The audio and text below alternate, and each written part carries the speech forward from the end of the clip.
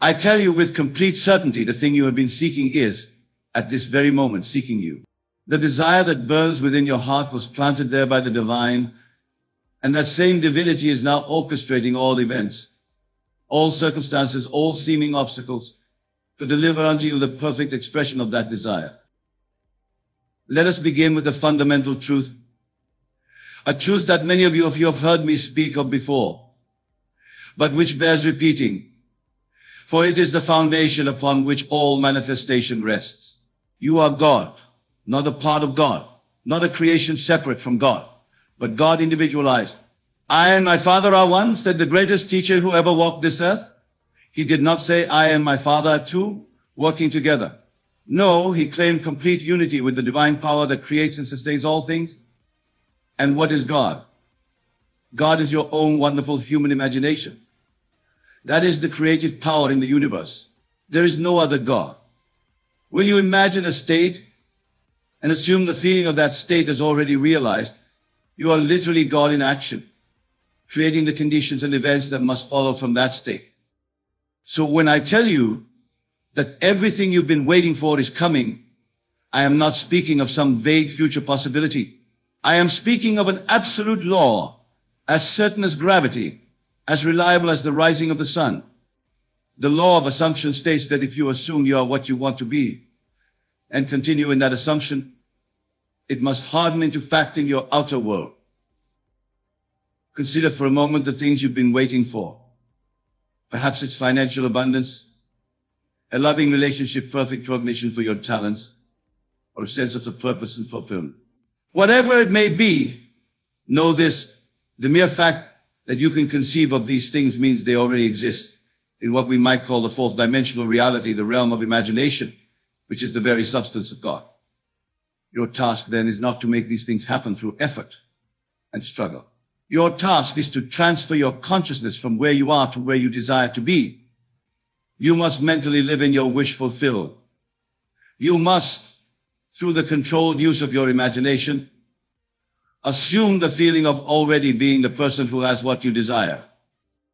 Let me share with you a secret that has transformed countless lives. Feeling is the secret. It is not enough to merely visualize what you want or to affirm it with your lips. You must capture and maintain the feeling of already having it. For feeling is the language that speaks to the subconscious, and the subconscious is the creative power that shapes your world. Now, some of you may be thinking, but Neville, I have tried this, and my desire has not materialized. To you I say this, revision is necessary. You must go back and revise the experiences that have convinced you of lack, of impossibility, of unworthiness. For as long as those beliefs persist in your subconscious, they will continue to project themselves into your world. Tonight I invite you to a new practice. When you return to your home, sit quietly in your room. Close your eyes and ask yourself, what is it that I truly desire? Allow the answer to come from the depths of your being.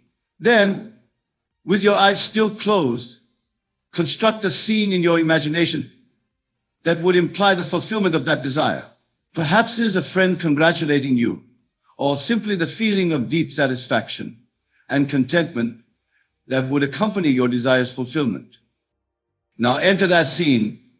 Make it as real as possible in your imagination. See the colors, hear the sounds, feel the textures, and most importantly, feel the emotions that would be yours in that moment of fulfillment. Feel the gratitude, the joy, the peace, the love. Feel it so intensely that when you open your eyes, a part of you knows with unshakable certainty that what you have imagined is now in the process of becoming your physical reality. Do this night after night, and you will be preparing yourself for the manifestation that is already on its way to you. For make no mistake, my dear friends, the law is always working. Just as the law of gravity operates, whether you believe in it or not, the law of assumption is constantly shaping your experience according to the state you have assumed. Now let us speak of preparation. How does one prepare for the arrival of their heart's desire? First, by understanding the nature of time. In this three-dimensional world, events seem to unfold sequentially, creating the illusion of past, present, and future. But in the fourth dimension, in the realm of imagination, all possible states exist simultaneously. When you enter a state in your imagination, you are actually selecting one of these already existing states and bringing it into your three-dimensional experience. The time it takes for your imagined state to materialize in your physical reality is directly proportional to the naturalness of the state you've assumed. This is why feeling is so crucial. The more naturally you can feel yourself to be the person who already has what you desire, the more rapidly that desire will clothe itself in civil form. So preparation begins with cultivating patience and faith. Patience because seed time and harvest is a law of nature. You cannot plant a seed and expect it to bear fruit the same day. And faith because you must trust the process even when your senses deny the reality of your assumption. I have witnessed countless manifestations in my own life and in the lives of those who have applied this law.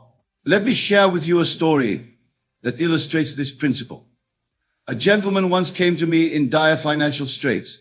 He had lost his business, was deeply in debt, and could see no way out of his predicament.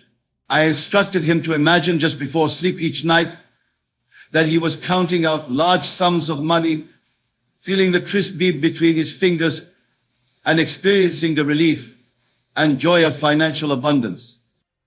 2 weeks passed, and nothing changed in his outer circumstances. 3 weeks and still nothing.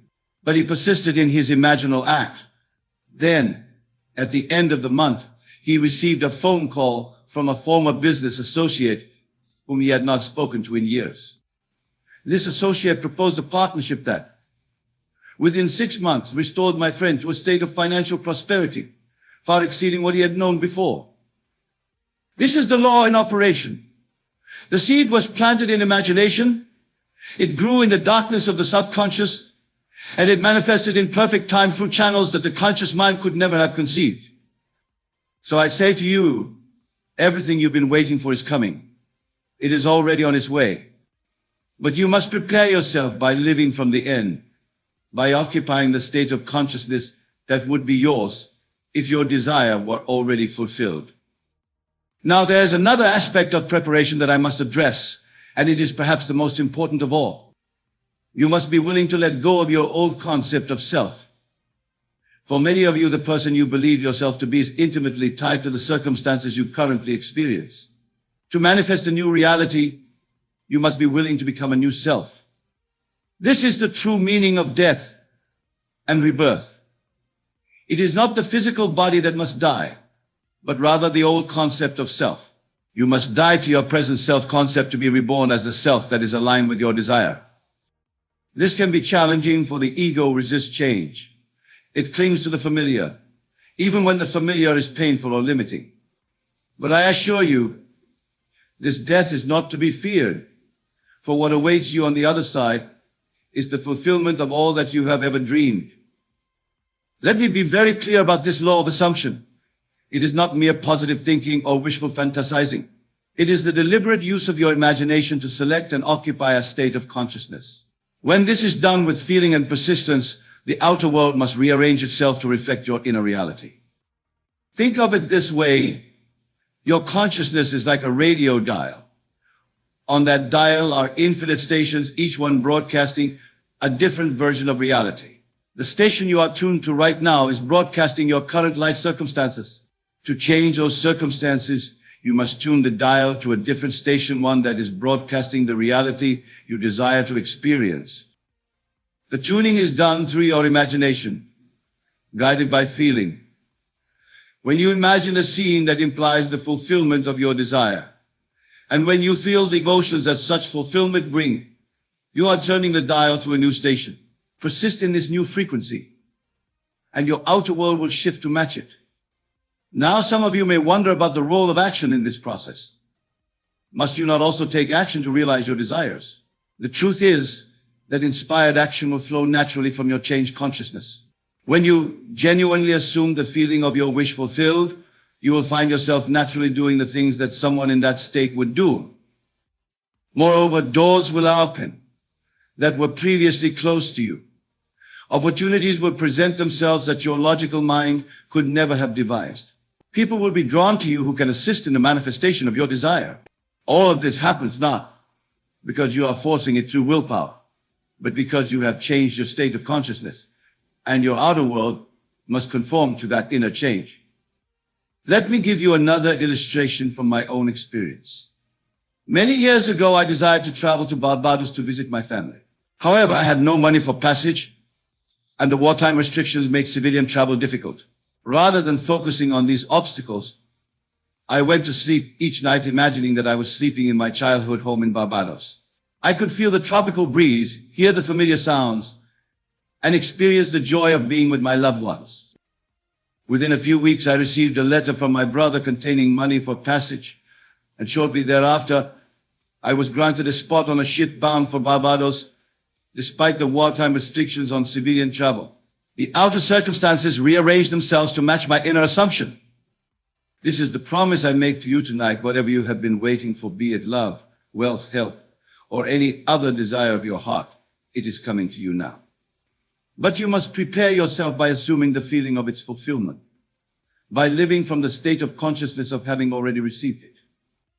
Let us delve deeper into this preparation, for it is multifaceted and requires a certain discipline of mind. The first aspect of preparation is mental. You must clean the windows of your mind, clear away the accumulated dust of limiting beliefs and negative assumptions. Begin by watching your thoughts and the words you speak. Are they aligned with your desire, or do they contradict it? Do you affirm abundance while secretly harboring thoughts of lack? Do you speak of health while dwelling on symptoms of illness? This divided mind cannot manifest effectively. As it is written, a double-minded man is unstable in all his ways. To prepare your mind, practice what I call mental dieting. Just as you would carefully select the food you put into your body for optimal health, so must you carefully select the thoughts you allow to dwell in your mind. Feed your mind with thoughts of the wish fulfilled. Starve your mind of thoughts that contradict your desire. When negative thoughts arise, and they will, for the old habits of mind do not surrender easily, do not fight them or suppress them. Simply observe them without judgment, and then deliberately replace them with thoughts that support your new assumption. The second aspect of preparation is emotional. As I have emphasized, feeling is the secret. You must cultivate the emotional state that would be yours if your desire were already fulfilled. This requires emotional discipline and awareness. Many of you live in a constant state of emotional reaction to external circumstances. Something happens, and you react with anger, fear, disappointment, or resentment. This reactive pattern keeps you bound to your current reality. To break free, you must become the master of your emotional state, choosing it deliberately rather than having it dictated by circumstances. Practice feeling the emotions of your wish fulfilled, regardless of what your senses report. Feel the security of financial abundance, even when your bank account is empty. Feel the love and companionship of a harmonious relationship, even when you appear to be alone. Feel the vitality and energy of perfect health, even when your body seems to contradict this. The third aspect of preparation is spiritual. By this, I do not mean religious in the conventional sense, but rather the recognition of your true identity as a spiritual being, as God individualized in human form. The greatest barrier to manifesting your desires is the belief in separation, the belief that you are separate from your good, separate from other people, separate from God. This belief in separation is the root of all fear, all lack, all conflict. To prepare spiritually is to embrace the truth of your oneness with all that is. It is to recognize that the power that created the universe is not outside of you, but within you, expressing as you. It is your very consciousness, your awareness, your I am. When you truly understand this, you will no longer beg or plead for your good to come to you from some external source. You will know that all that you desire already exists within you as a state of consciousness, waiting to be assumed and expressed. The fourth aspect of preparation is physical. Your physical body and environment are the densest, most external expressions of your consciousness. As such, they often lag behind your mental and emotional shifts. This is why patience is necessary. However, you can support the manifestation process by bringing your physical environment into alignment with your assumption. Clear out the clutter that represents your old life. Create space for the new to enter. Dress, speak, and carry yourself as the person who already has what you desire. This is not pretense or fakery. It is the outer expression of an inner conviction. It is living from the end, embodying the state you wish to manifest. Now let us address a question that often arises: what about the desires of others? What if what you want conflicts with what someone else wants? Remember this: in the realm of true creation, there is no competition, no scarcity, no conflict of interests. When you operate from the level of the imagination, which is the level of God, you are not taking from anyone else. You are selecting from the infinite variety of already existing states. Moreover, when you assume a state of consciousness that includes harmonious relationships and mutual benefit, that is what you will experience. If you assume a state of having what you want at the expense of others, that conflict will manifest in your experience. This is why I advocate assuming states of consciousness that embody the highest good for all concerned. Imagine not only your own joy and fulfillment, but also the joy and fulfillment of everyone involved in your manifestation. Let me share with you another principle that will help you in preparing for the arrival of your desire. It is the principle of detachment, or what some might call letting go. Many of you hold on to your desires with such desperation, such anxiety about whether or when they will manifest, that you actually push them away. This anxious attachment comes from the belief that what you want is separate from you and might elude your grasp. True manifestation requires a certain detachment, not from the desire itself, but from the anxious need to control the timing and the means of its fulfillment. When you have truly assumed the state of the wish fulfilled, you can relax in the certainty that the outer reality must conform to your inner assumption in its own perfect time and way. This detachment is not indifference. It is the quiet confidence that comes from knowing the law and trusting its operation.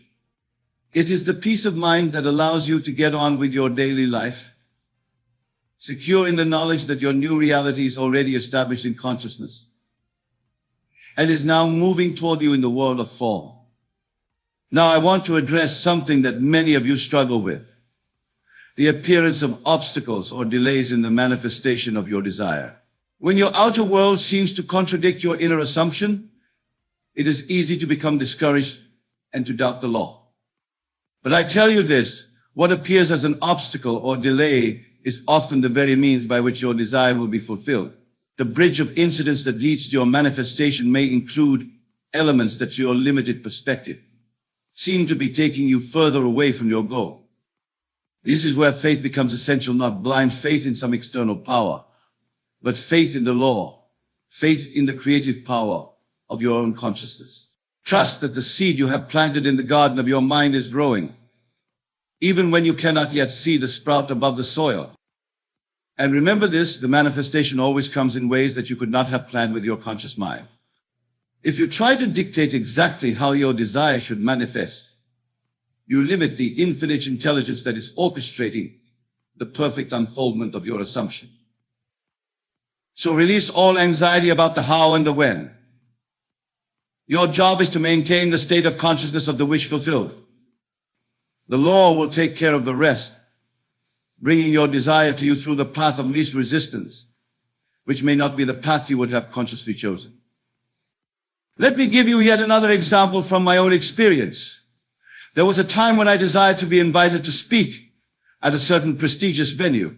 Rather than focusing on all the reasons why this seemed unlikely, I simply imagined hearing the director of the venue introducing me to the audience.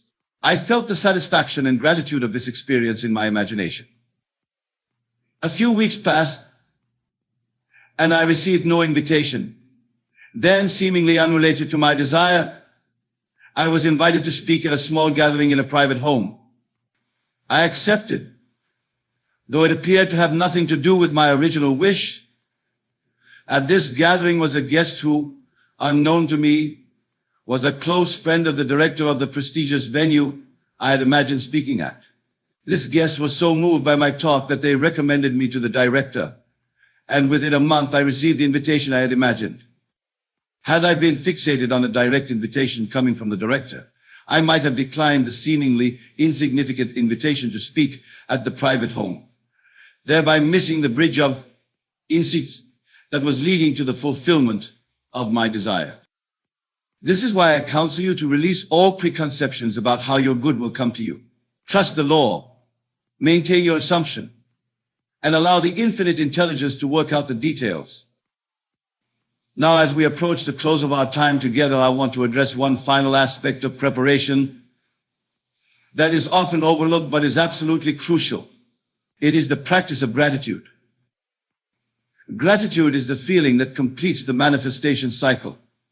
When you express gratitude for something, you are affirming its reality in your experience. Gratitude is the recognition that what you have asked for has already been given. Begin now to give thanks for the fulfillment of your desire, even before it appears in your three-dimensional reality.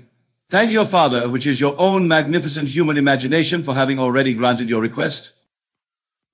This is not pretense.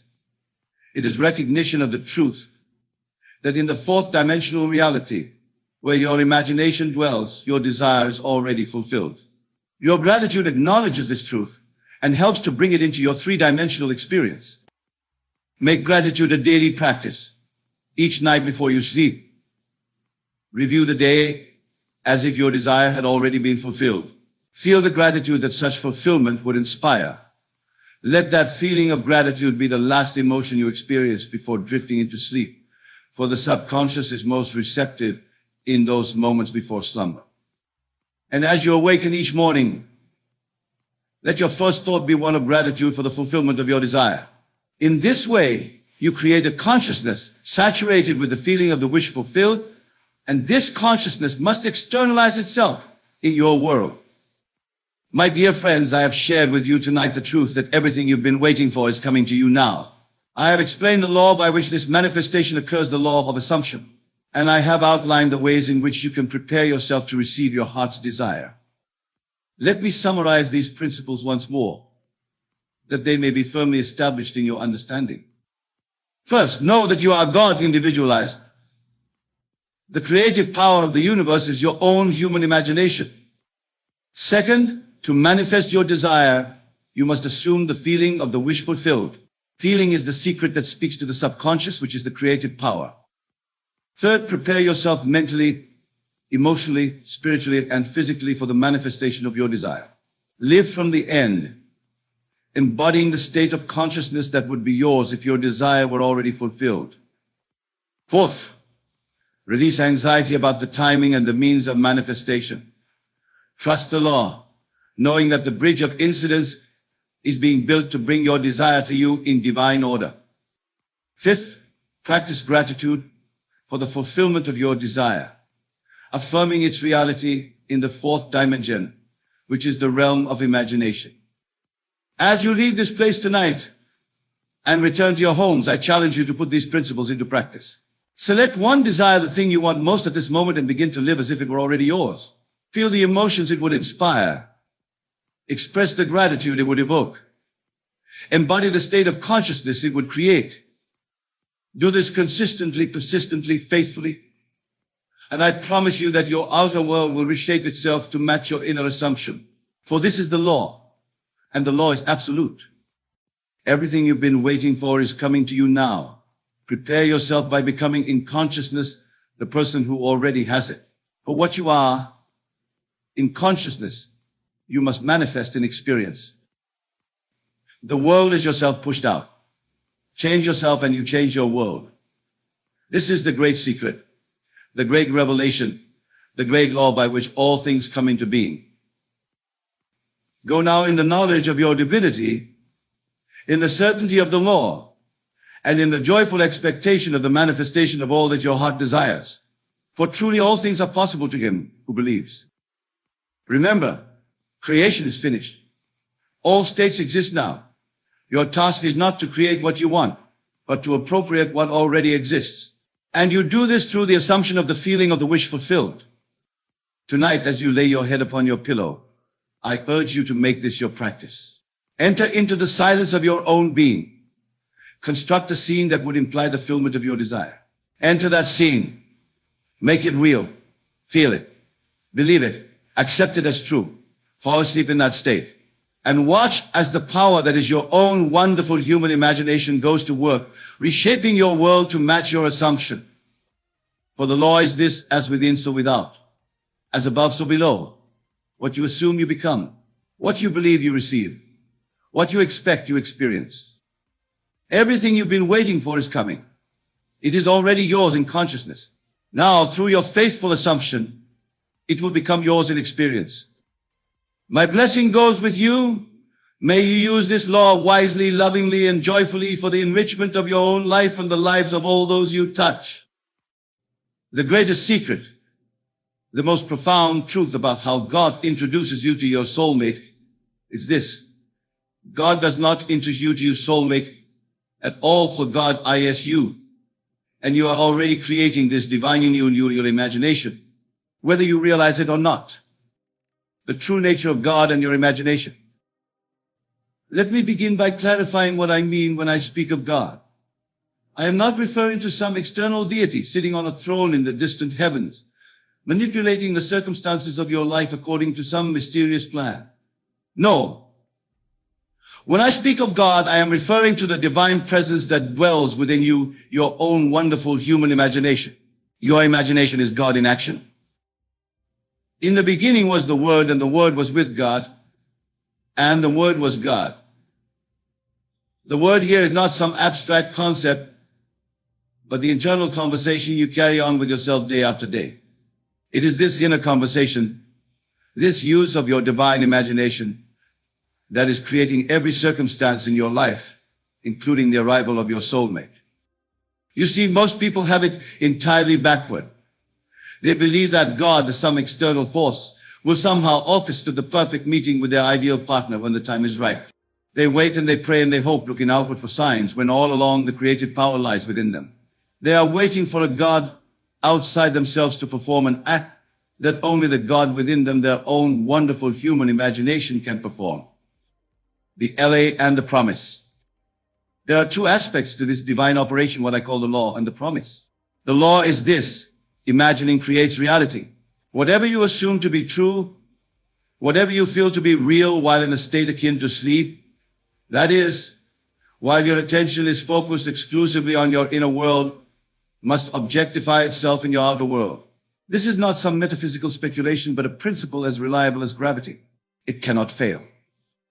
The promise is that you will awaken to the realization that you are God, the sole creator of your life experience. When it comes to your soulmate, both the law and the promise are at work. Through the law, you can manifest the specific relationship your heart desires. Through the promise, you will eventually realize that this outer relationship is but a reflection of an inner union that has already taken place.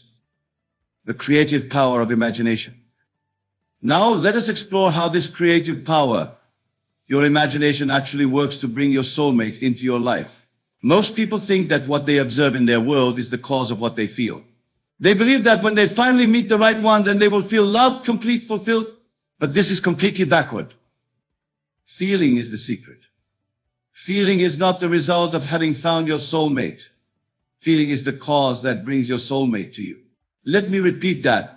Feeling is not the effect. Feeling is the cause. You must first generate within yourself the feeling that would naturally follow having already met and united with your soulmate. You must live from the end. What does it feel like to be in the perfect relationship?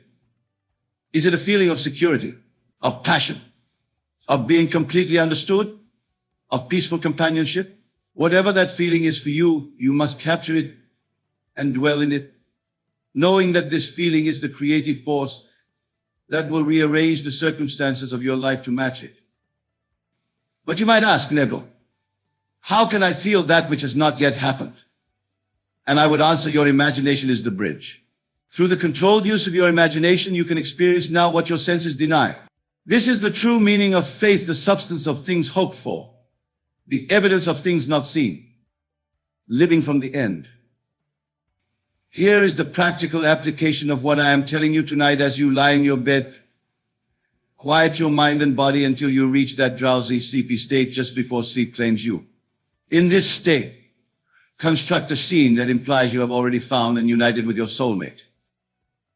Perhaps you imagine lying beside them, feeling their presence, their warmth. Perhaps you imagine introducing them to a friend or family member, hearing yourself say, I'd like you to meet my husband, wife. Perhaps you imagine celebrating an anniversary, looking back on years of joy spent together. Whatever scene you choose, it must imply that the relationship is already a fact. And as you construct this scene, involve all your senses.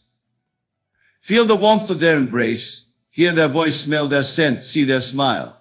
Make it as real as possible in your imagination. And most importantly, capture and intensify the feeling that this scene evokes within you. Then, as you drift off to sleep, carry this feeling with you. Let it be the last thing in your consciousness as sleep claims you. For it is this feeling impressed upon your subconscious mind that will work night and day to bring about its physical equivalent in your world, the Sabbath. And once you have performed this imaginative act, you must enter what the Bible calls the Sabbath. The Sabbath is not a day of the week, but a state of consciousness. It is a state of complete rest, where you cease from all effort, knowing that what you have imagined must come to pass. To enter the Sabbath means to live as though your desire has already been fulfilled. You don't continue to ask or beg or plead for your soulmate to appear, for that would imply they are absent.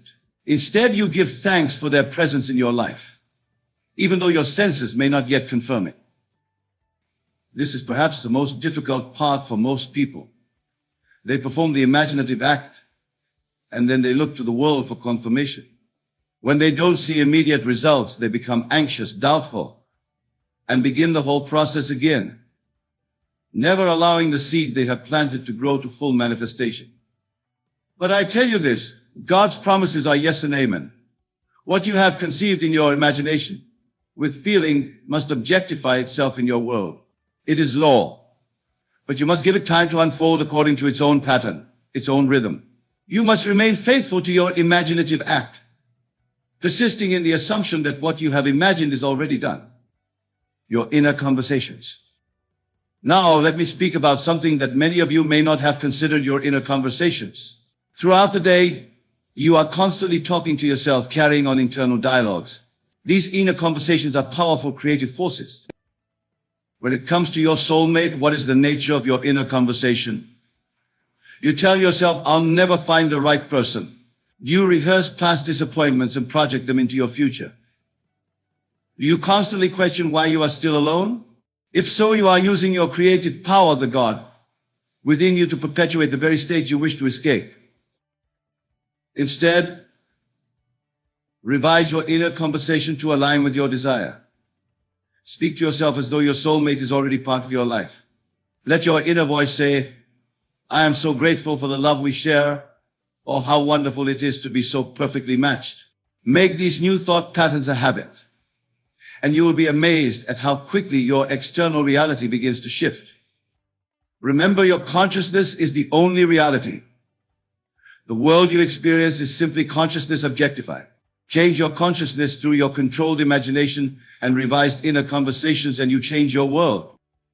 The bridge of incidents. Now, when you have properly impressed your subconscious mind with the feeling of your wish fulfilled, a bridge of incidents will form to lead you to the physical realization of your desire. This bridge of incidents is a series of apparently causally connected events that lead to the manifestation of your desire. You need not be concerned with how this bridge will form. That is not your responsibility. Your responsibility is only to remain faithful to the feeling of the wish fulfilled. The infinite intelligence within you, which is God, knows how to bring about the perfect circumstances to unite you with your soulmate. It may not happen in the way you expect. In fact, it rarely does. You may meet this person in the most unlikely place, under the most unusual circumstances. What appears to be a chance encounter will be revealed in retrospect as part of an intricate and perfect plan that was set in motion the moment you impressed your subconscious mind with the feeling of your wish fulfilled. This is how God, your own wonderful human imagination, introduces you to your soulmate. Not through external manipulation of events, but through the internal manipulation of consciousness, which then objectifies itself as the perfect series of events leading to your divine union. Recognizing your soulmate. Many wonder how they will recognize their soulmate when they appear. They fear they might miss the divine appointment or mistake someone else for their true match. But I tell you this, when you have properly used your imagination to impress the feeling of the wish fulfilled upon your subconscious mind, Recognition will be automatic and mutual. For what you are really doing through this process is not so much attracting a specific person as you are attracting a specific state of consciousness. As you dwell in the feeling of having already found your perfect match, you are vibrating at the frequency of that fulfilled relationship. And only someone who is vibrating at that same frequency can come into your experience as a permanent fixture. This is why false relationships so often fail. When we try to make someone fit our idea of the perfect partner without having first established within ourselves the consciousness of the perfect relationship, we are working against the law, not with it. Your soulmate is not so much a specific individual as they are the perfect embodiment of the state of consciousness you have established within yourself. Change your consciousness, and you change who can appear in your world as a match. The naturalness of the process. I want to emphasize the naturalness of this process. When you have successfully impressed your subconscious mind with the feeling of your wish fulfilled, the manifestation of your soulmate will unfold in the most natural way imaginable. There will be no strain, no struggle. It will not feel like a miracle, though in retrospect, you may marvel at the perfect orchestration of events that brought you together. This is because the outer world is a mirror reflecting back to you your own consciousness. When your consciousness is filled with the feeling of having already found your soulmate, the mirror must reflect that back to you in the form of an actual relationship. It cannot do otherwise, for that is the law. So do not look for signs or omens or synchronicities. Do not try to force meetings or manipulate circumstances. Simply dwell in the consciousness of the wish fulfilled and let the law do its perfect work. The signs and synchronicities will come of their own accord as confirmation, not as causes of the manifestation that is already underway. The importance of self-love. Now, there is an aspect of this process that is often overlooked but is absolutely crucial: self-love. For the state of consciousness that manifests your soulmate must include a deep and abiding love for yourself. Without this foundation, no lasting union is possible. Many seek a soulmate to fill a void within themselves, to complete what they perceive as lacking. But I tell you, from the state of lack, you can only create more lack. It is only from the state of wholeness that you can create a whole and fulfilling relationship. So before you enter into the imagination session I described earlier, first establish within yourself a feeling of self-completeness. Recognize that the God within you, your own wonderful human imagination, is the source of all love, all fulfillment. You are not seeking someone to complete you. You are seeking someone with whom to share your completeness. This shift in consciousness is subtle but profound. It changes the entire vibration of your being and attracts a completely different quality of relationship than the one sought from a place of lack or need. Revision of the past. For some of you, past relationships have left scars that make it difficult to imagine and feel the reality of a fulfilling soulmate connection. If this is the case, you must use the principle of revision to heal these wounds. Revision is the art of mentally rewriting past events to align with your desires. Before you can effectively impress upon your subconscious mind the feeling of a perfect soulmate relationship, you may need to revise the memories that contradict this new assumption. Each night before you enter into your imagination session focused on your soulmate, take a few moments to revise any painful relationship memories. Reimagine them as you wish they had happened. Feel the relief, the joy, the closure that comes with this revised version. Do this consistently, and you will find that the emotional charge of these memories begins to fade, making room for your new assumptions about love and partnership to take root. The divine timing. Many of you may be wondering about timing. When will my soulmate appear? Is a question I hear often. But I must tell you that time is a concept that exists only in the world of effects, not in the world of causes. In the realm of imagination, which is the causal realm, there is no time. There is only the state of consciousness that you occupy. The appearance of your soulmate in your physical reality is subject to what the Bible calls the fullness of time. This means that the manifestation will occur when all the necessary components have aligned, when your consciousness is stable in the assumption of the wish fulfilled, when the bridge of incidents has been properly constructed, and when both you and your soulmate are vibrating at frequencies that allow for the divine union. This is not to say that manifestation must take a long time. I have witnessed cases where soulmates have appeared within days of a successful imaginative act. I have also seen cases where the manifestation took months or even years. The variable is not God's willingness to grant your desire for God.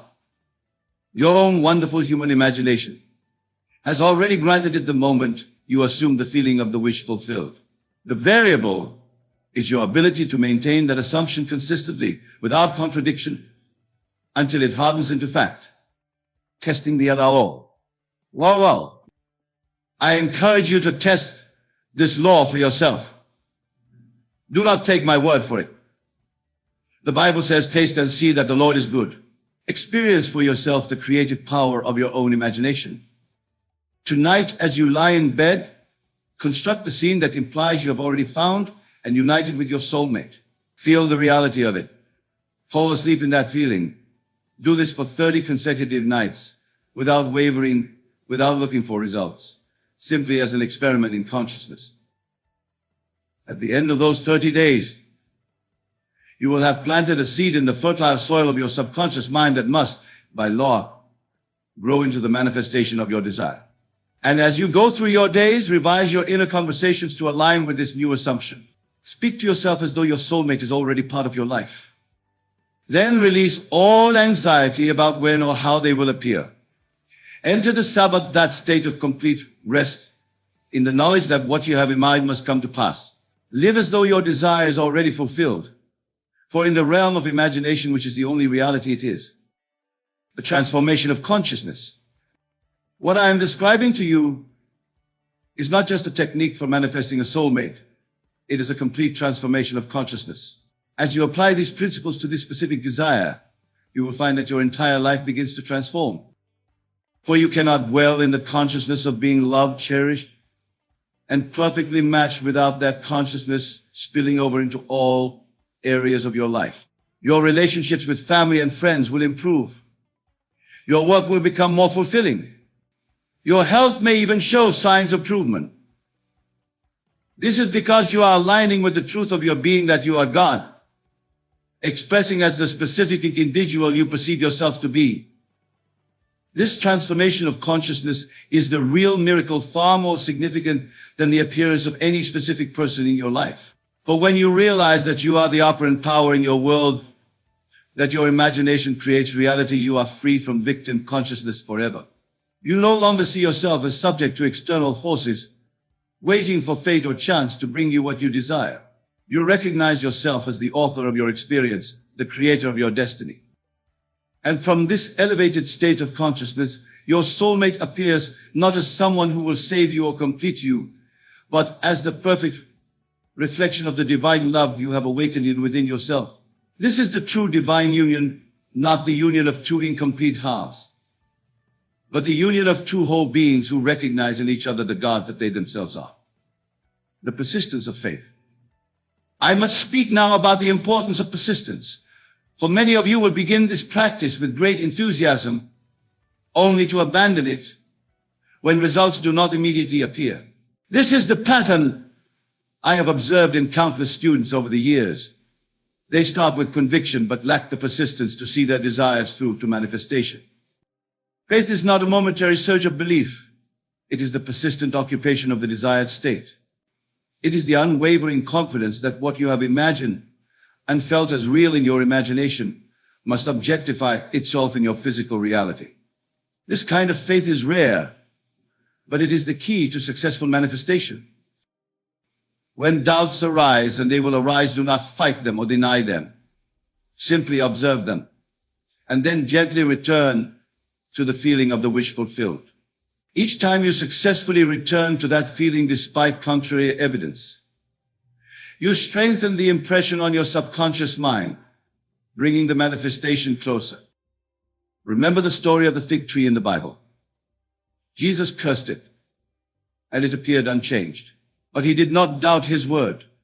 He continued on his way, confident that what he had decreed must come to pass. And when they passed by the fig tree again, it had withered from the roots. This is the model of perfect faith, speaking the word and then proceeding in the absolute confidence that it will manifest regardless of appearances. The role of gratitude. As you walk this path toward the manifestation of your soulmate, let gratitude be your constant companion. Gratitude is the highest vibration, the most magnetic attitude of mind.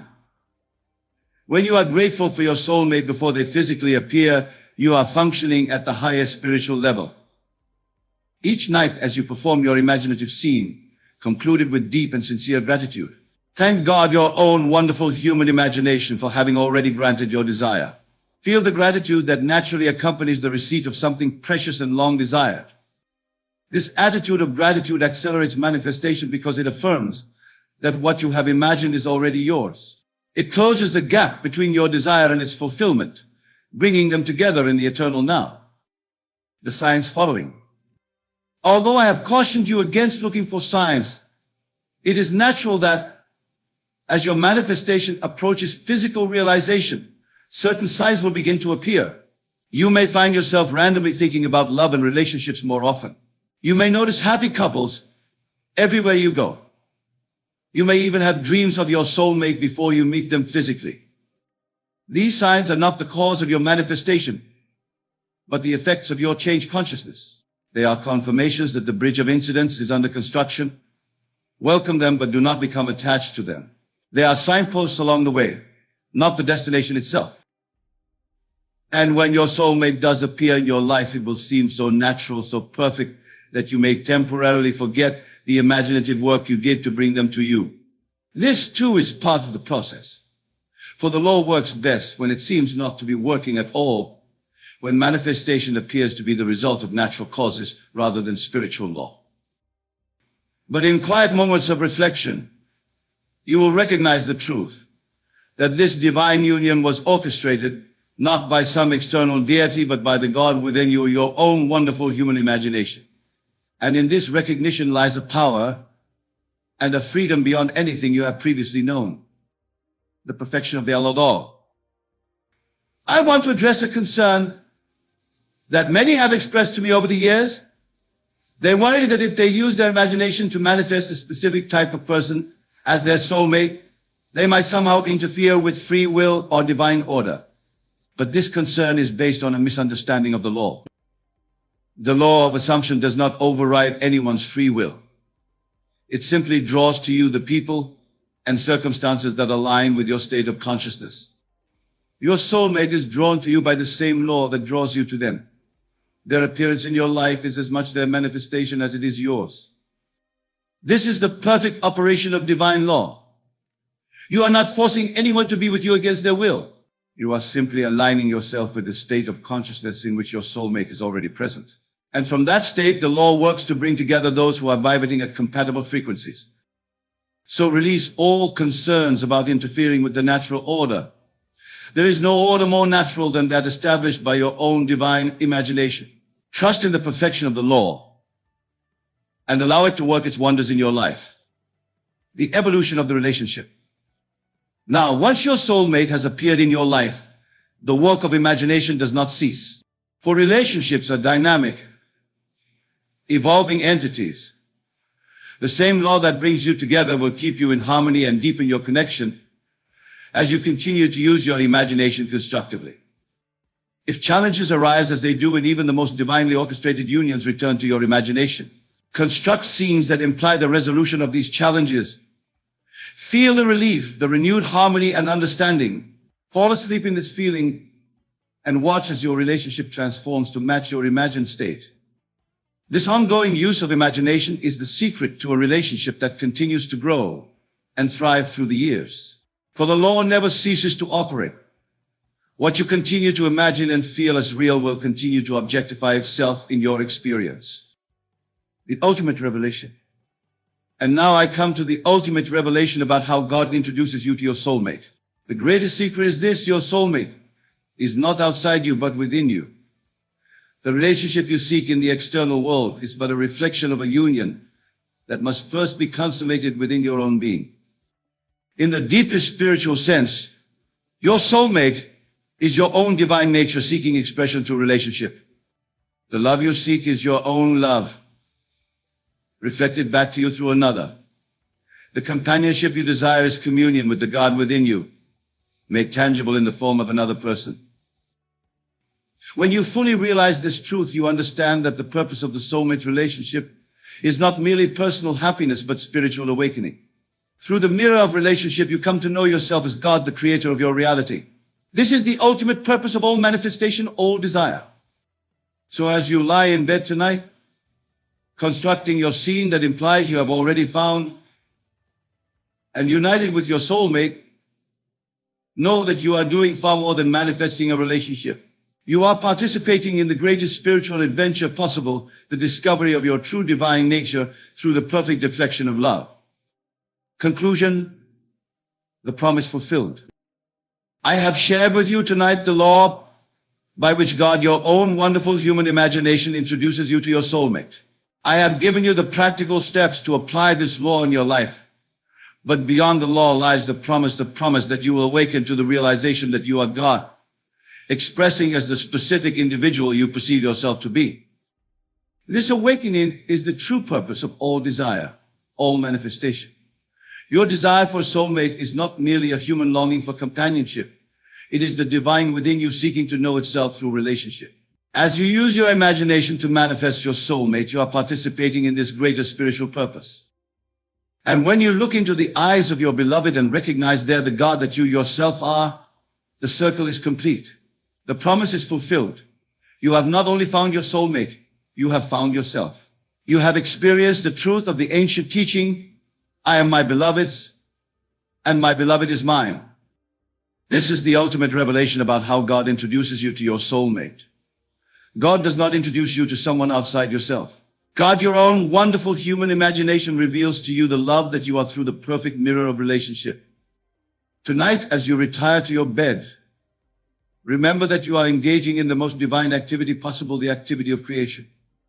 Through your imagination, you are bringing into being not just a relationship, but a new state of consciousness, a new understanding of who and what you truly are. Feel the reality of soulmate's presence. Fall asleep in that feeling, and know with absolute certainty that what you have felt as real in imagination must objectify itself in your world, for that is the law, and the law must fulfill itself. The God in you, your own wonderful human imagination, is introducing you to your soulmate right now. As you sit in this room, absorbing these words, the introduction is taking place not in the physical world, but in the world of imagination, which is the only reality. The physical manifestation must follow, for that is the nature of creation. Trust in the law, rest in the promise, and watch and wonder as the miracle of divine union unfolds in your life, revealing to you not only the perfect partner, but the perfect self, the God that you truly are. The power to completely revolutionize your life in ways you have never imagined possible. Consider for a moment the concept of time. You may perceive it as a linear progression, with change occurring gradually over days, weeks, or years.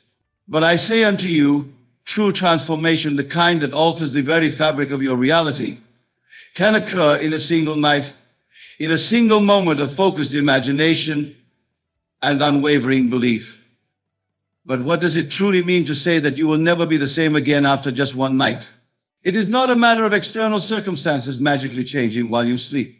It is a state of consciousness, a shift in your very being that aligns you with the creative power of the universe.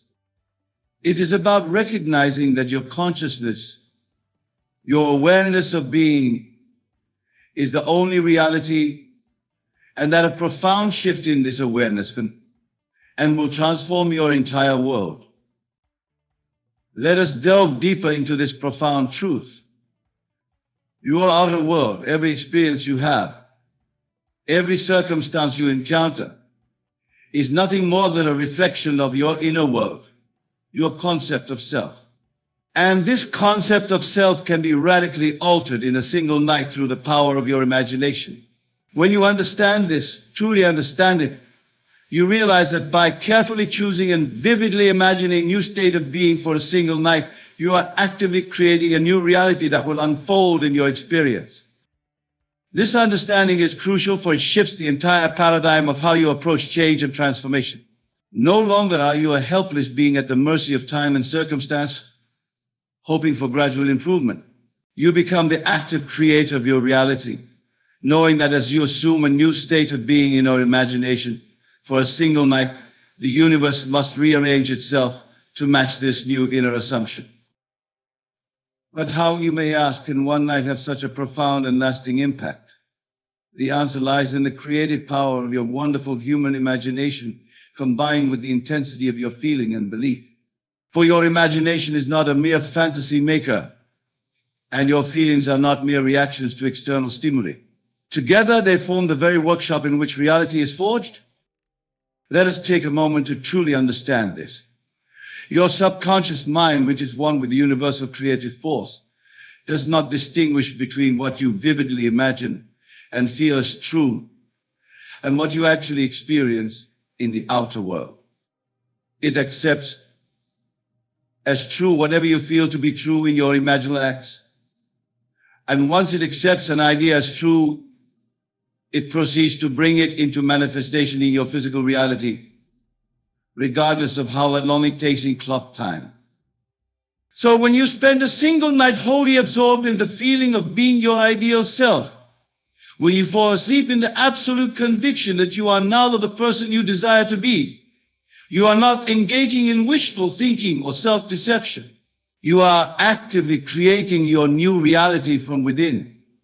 You are aligning yourself with the creative power of the universe, allowing it to work through you and for you. This, my dear listeners, is the essence of how one night can change everything. It is about recognizing that the power to shape your reality lies within you, waiting to be expressed through your conscious imaginal acts. It is about understanding that your outer world is nothing more than a reflection of your inner concept of self, which can be radically altered in a single focused night of imagination. Consider the biblical phrase, "In a moment, in the twinkling of an eye, we shall all be changed." This is not a mere poetic expression or a promise of some future event. It is a statement of cosmic law, an invitation to recognize the power of a single moment of transformed consciousness. When you truly embody a new state in your imagination, when you feel this reality with every fiber of your being, you are changed in that very moment. The outer manifestation may take time to catch up, but the inner transformation is instantaneous. But let me be clear, this one night of transformation is not about forced visualizations or strained affirmations. It is about a total immersion in the feeling of being your ideal self. When you truly embody this practice, you naturally assume the thoughts, feelings, and inner conversations of the person you desire to be. You go to sleep not as the person you've always been, but as the person you've always wanted to be. Let us explore this further with an example. Imagine a person who has always struggled with confidence and self-worth. For years, their inner dialogue has been filled with self-doubt and limitation. Now, imagine this person deciding to spend one night fully embodying the state of unshakable confidence and self-assurance. As they lie in bed, they immerse themselves in the feeling of being a confident, worthy individual. They feel the peace, the certainty, the inner strength of someone who truly believes in themselves. They allow this feeling to permeate every cell of their being. They fall asleep in this state, carrying it into their dreams. When they awaken, something has shifted. They may not see immediate external changes, but internally, they are no longer the same person. They have experienced the reality of being confident and worthy, and this new self-concept begins to reshape their outer world. In the days and weeks that follow, they find themselves naturally acting with more confidence. They speak up in situations where they would have previously remained silent. They pursue opportunities they would have once thought beyond their reach. And as they do so, their outer world begins to reflect this new inner state. People respond to them differently. New doors open. Their entire life begins to transform, all stemming from that one night of focused imagination. This principle applies to every aspect of your life. Whether you desire success, love, health, or any other state of being, the key is to spend one night fully embodying that state in your imagination. Feel the reality of being successful, loved, healthy. Fall asleep in that state, knowing that as you do so, you are planting a seed in the fertile soil of your subconscious mind that must grow into your outer reality. Now, I can hear some of you thinking, but Neville, can one night really make such a difference? Surely lasting change requires more time and effort. And to this I say, time is an illusion of the physical world. In the realm of consciousness where all creation takes place, there is only the eternal now. One night of fully embodying a new state can indeed reshape your entire future. For it plants a seed of a new self-concept that will inevitably grow into manifestation. Remember, the outer world is dead. It has no life of its own. It is your consciousness, your concept of self, that gives life to your experiences. When you spend one night fully embodying a new state of being, you are breathing life into a new reality. You are setting in motion a series of events that must culminate in the outer expression of this new inner state. This, my dear friends, is the true secret to how one night can change everything. It is about aligning your entire being with a new concept of self, recognizing that this new self is seeking expression through you, and allowing it to flow into your experience through the power of your focused imagination and unwavering belief.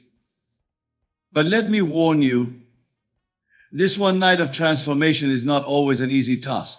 The old habits of thought and feeling, the familiar self-concept you've held for so long, may try to reassert themselves. As you lie in bed, attempting to embody your new, ideal state, doubts may creep in. The voice of your old self may try to convince you that change is impossible, that you're fooling yourself. When this happens, do not fight against these thoughts. Simply observe them, acknowledge them, and then gently return to the feeling of your new desired state of being. For the war is not won by battling against what you don't want to be, but by persistently embodying what you do want to be. This persistence, this unwavering commitment to maintaining your new state of being throughout the night, in the face of doubts and contrary evidence, is what allows you to truly change your life in a single night. Think of it like tuning a radio. When you're trying to listen to a particular station, you don't focus on eliminating all the other stations. You simply tune into the frequency you desire. In the same way, you don't need to fight against your current reality or forcefully push away doubts and fears. You simply need to tune yourself to the frequency of your desired state of being to align your entire consciousness with the person you wish to become. This tuning is done through your focused imagination and your ability to generate and maintain the feeling of your desired state. Your imagination is the dial that allows you to tune into different frequencies of experience. As you use your imagination to fully embody your ideal state, as you feel the reality of being this new version of yourself, you are tuning yourself to that frequency, allowing the corresponding experiences to flow into your life.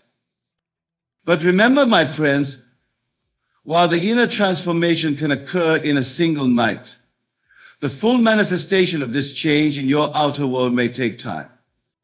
The seed planted in one night of focused imagination will grow, but it must go through its natural stages of development. Do not be discouraged if you do not see immediate, dramatic changes in your external circumstances. Know that the moment you succeeded in fully embodying your new state, even for that one night, change became inevitable. As you persist in maintaining this new state in your daily life, you will find that your perception of yourself and your world begins to shift. What once seemed like limitations now appear as opportunities for growth. Challenges become stepping stones to success. You begin to see yourself as the empowered, ideal being you imagined yourself to be on that transformative night. Now, some of you may be wondering, but Neville, how can I ensure that I maintain this new state beyond that one night? How can I prevent falling back into old patterns? And to this I say the power of that one night lies not just in the intensity of the experience, but in the knowing it brings. Once you have experienced the reality of your ideal state, even if only in your imagination, you have tasted the truth of your divine nature. This knowing becomes an anchor, a reference point to which you can always return. In the days and weeks that follow your transformative night, you may face moments of doubt or challenge. In these moments, recall the feeling of that night. Remember the reality of being your ideal self. Let that memory, that knowing, guide you back to your new state of being. For having experienced it once, you can experience it again and again, each time strengthening your new self-concept. The key is to make your imaginal experience as real and vivid as possible. Engage all your senses. As you lie in bed preparing for your night of transformation, see yourself as the person you desire to be. Hear the congratulations and admiration of others. Feel the confidence, the joy, the fulfillment of being this ideal version of yourself. Make it so real that your rational mind cannot distinguish between this imaginal act and physical reality. But here's a crucial point, my friends. The goal is not to imagine specific events or circumstances. The goal is to embody the essence of your desired state of being. For it is this state of being that is the true attractor of your experiences. Let me illustrate this with an example. Instead of imagining yourself receiving a specific job offer or a particular sum of money, embody the state of being successful and financially abundant. Feel the security, the freedom, the joy that comes with this state. Instead of picturing a specific romantic partner, embody the state of being deeply loved and in a fulfilling relationship. Feel the love, the connection, the happiness of this state. By focusing on the state of being rather than specific outcomes, you allow the universe to bring your desires to you in ways that might far exceed your specific imaginings. You open yourself to possibilities beyond what your current mindset can conceive. This is the true art of transformation in a single night. It's not about forcing yourself to believe something against all evidence. It's about aligning your entire being with the truth of your divine nature, your oneness with the creative power of the universe. It's about spending one night fully embodying the highest vision of who you truly are. As you practice this, you may find that your outer world begins to shift in subtle ways. Perhaps you start to feel more confident and empowered. Or you find yourself naturally making choices that align with your new self-concept. Or opportunities that resonate with your new state of being seem to appear out of nowhere. These are all signs that your inner transformation, initiated in that one powerful night, is creating ripples in your outer reality. Don't discount these small changes. Celebrate them. See them as confirmation that the law is working, that your night of transformation has taken root. But don't become attached to them or anxiously look for them. Simply acknowledge them with gratitude and continue to live from your new state of being. As you persist in this practice, larger changes will begin to manifest. You may find yourself naturally attracting experiences that align with your new self-concept. You may notice that your relationships improve, that your career takes off, that your health flourishes. And as you continue to maintain the state you embodied on that transformative night, you'll discover that life becomes an exciting adventure of ever-expanding possibilities. But remember, the outer manifestation is not the goal. The goal is the state of being from which all desired experiences naturally flow. This is a crucial point, my friends. When you've truly transformed in that one night, when you're fully living from your new state of being, you no longer need external circumstances to confirm your transformation. You're already whole, already complete in your knowing that you are the person you've imagined yourself to be. And paradoxically, it's in this state of inner assurance that you're most likely to experience a life that reflects your ideal self-concept. Now, some of you might be thinking, but Neville, what about action? Don't we need to do things in the physical world to bring about change? And to this I say, yes, action is part of the process. But it's inspired action, not anxious doing. When you've spent a night fully embodying your ideal state, ideas and opportunities will naturally present themselves to you. You'll feel inspired to take certain actions, to move in certain directions. These actions won't feel like struggle or effort. They'll feel natural, joyful, almost effortless. They will be the natural outgrowth of your new state of being. This is the difference between trying to make change happen and allowing it to happen. When you're trying to force transformation, actions feel stressful, born out of fear and doubt. When you've truly embodied a new state of being, actions flow naturally from your aligned state, guided by an inner wisdom that knows exactly how to bring about the manifestation of your transformation. Consider the example of a caterpillar transforming into a butterfly. The caterpillar doesn't strain to become a butterfly. It doesn't force itself to grow wings. It simply enters the cocoon and allows the transformation to occur. You, my dear listeners, are no different.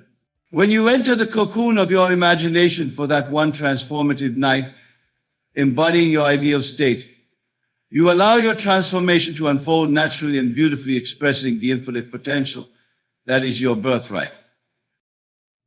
But let me be clear, this state of allowing is not passive. It requires an active use of your imagination, a deliberate and focused embodiment of your ideal state. It requires faith, not blind faith in external circumstances, but faith in the creative power of your consciousness and your ability to transform in a single night. This faith is not about believing that change will come someday in the future. It's about knowing that the change has already occurred in that one night of transformation, and that your outer world must inevitably conform to this new inner reality. As you cultivate this faith, as you persist in living from the state you embodied in that one night, you'll begin to see evidence of your transformation manifesting in your outer world. These signs may start small. A newfound confidence in a situation that would have previously intimidated you, a flash of insight that leads to a breakthrough, an unexpected opportunity that aligns perfectly with your new self-concept. Do not discount these signs, no matter how small they may seem, for they are confirmation that your inner transformation initiated in that one powerful night is indeed shaping your outer reality. They are breadcrumbs leading you to the full realization of the transformed life you have created. As we near the conclusion of our discussion, I want to address a common concern that arises when people first encounter this teaching. Many worry that focusing on personal transformation in this way might somehow make them selfish or disconnected from others. But I assure you, my friends, the opposite is true. When you truly understand the principle of transformation through focused imagination, you realize that you are not separate from others. As you elevate your own consciousness through your imaginal acts, you are elevating the consciousness of all. Your personal transformation, far from disconnecting you from others, actually expands the field of possibilities for all. Moreover, when you are coming from a place of being your ideal self, you naturally have more to give to others. You become a beacon of possibility, a living example of the power of consciousness to reshape reality. Your transformation creates a ripple effect, touching the lives of everyone you encounter with your newfound energy, confidence, and joy. This is the true gift of transforming yourself in a single night. It's not just about improving your individual circumstances, although that will happen. It's about aligning yourself with the fundamental nature of the universe, which is boundless potential and perpetual creation. It's about recognizing your own divine nature and allowing it to express itself fully through you. In this state of alignment of living from the transformation you experienced in that one powerful night, you become a channel for the most beautiful expressions of life. Ideas flow to you effortlessly. Opportunities present themselves naturally. The right people and circumstances appear in your life at the perfect time. This is the magic of living from your transformed state of being. But remember, this magic is not something external to you. It's not some cosmic force that you need to appease or manipulate. It is the natural expression of your own consciousness when it's aligned with the truth of your being. You are the power. You are the magic. You are the one who has transformed yourself in that single focused night of imagination. As we draw our time together to a close, I want to leave you with a final thought. The principle we've explored tonight, just one night, and you will never be the same again, is not just a technique for personal change. It's about recognizing your true nature as a divine, creative being. It's about aligning your entire being with the fundamental truth of who you are and allowing your grandest expression to flow through you. When you live from this understanding, everything changes. The world becomes a friendly place filled with infinite possibilities. You no longer see yourself as a small, separate being struggling to change. Instead, you recognize yourself as the author of your own transformation, the creator of your own reality. In this state, there's no need to fear change or doubt your ability to transform, for you understand that you are the source of all transformation. Your job is simply to enter that state of forced imagination for one night, to live from that transformed consciousness, and to allow the universe to arrange the details of its manifestation. So, my dear friends, as you leave here tonight, I urge you to embrace this principle with all your heart. Don't see it as a technique to be applied occasionally, but as a way of life to be lived continuously. Use your mighty imagination to immerse yourself fully in your ideal state of being. Feel the naturalness of being the transformed, empowered being you truly are. Live from this state. Persist in this knowing, and watch as your world rearranges itself to match your inner transformation.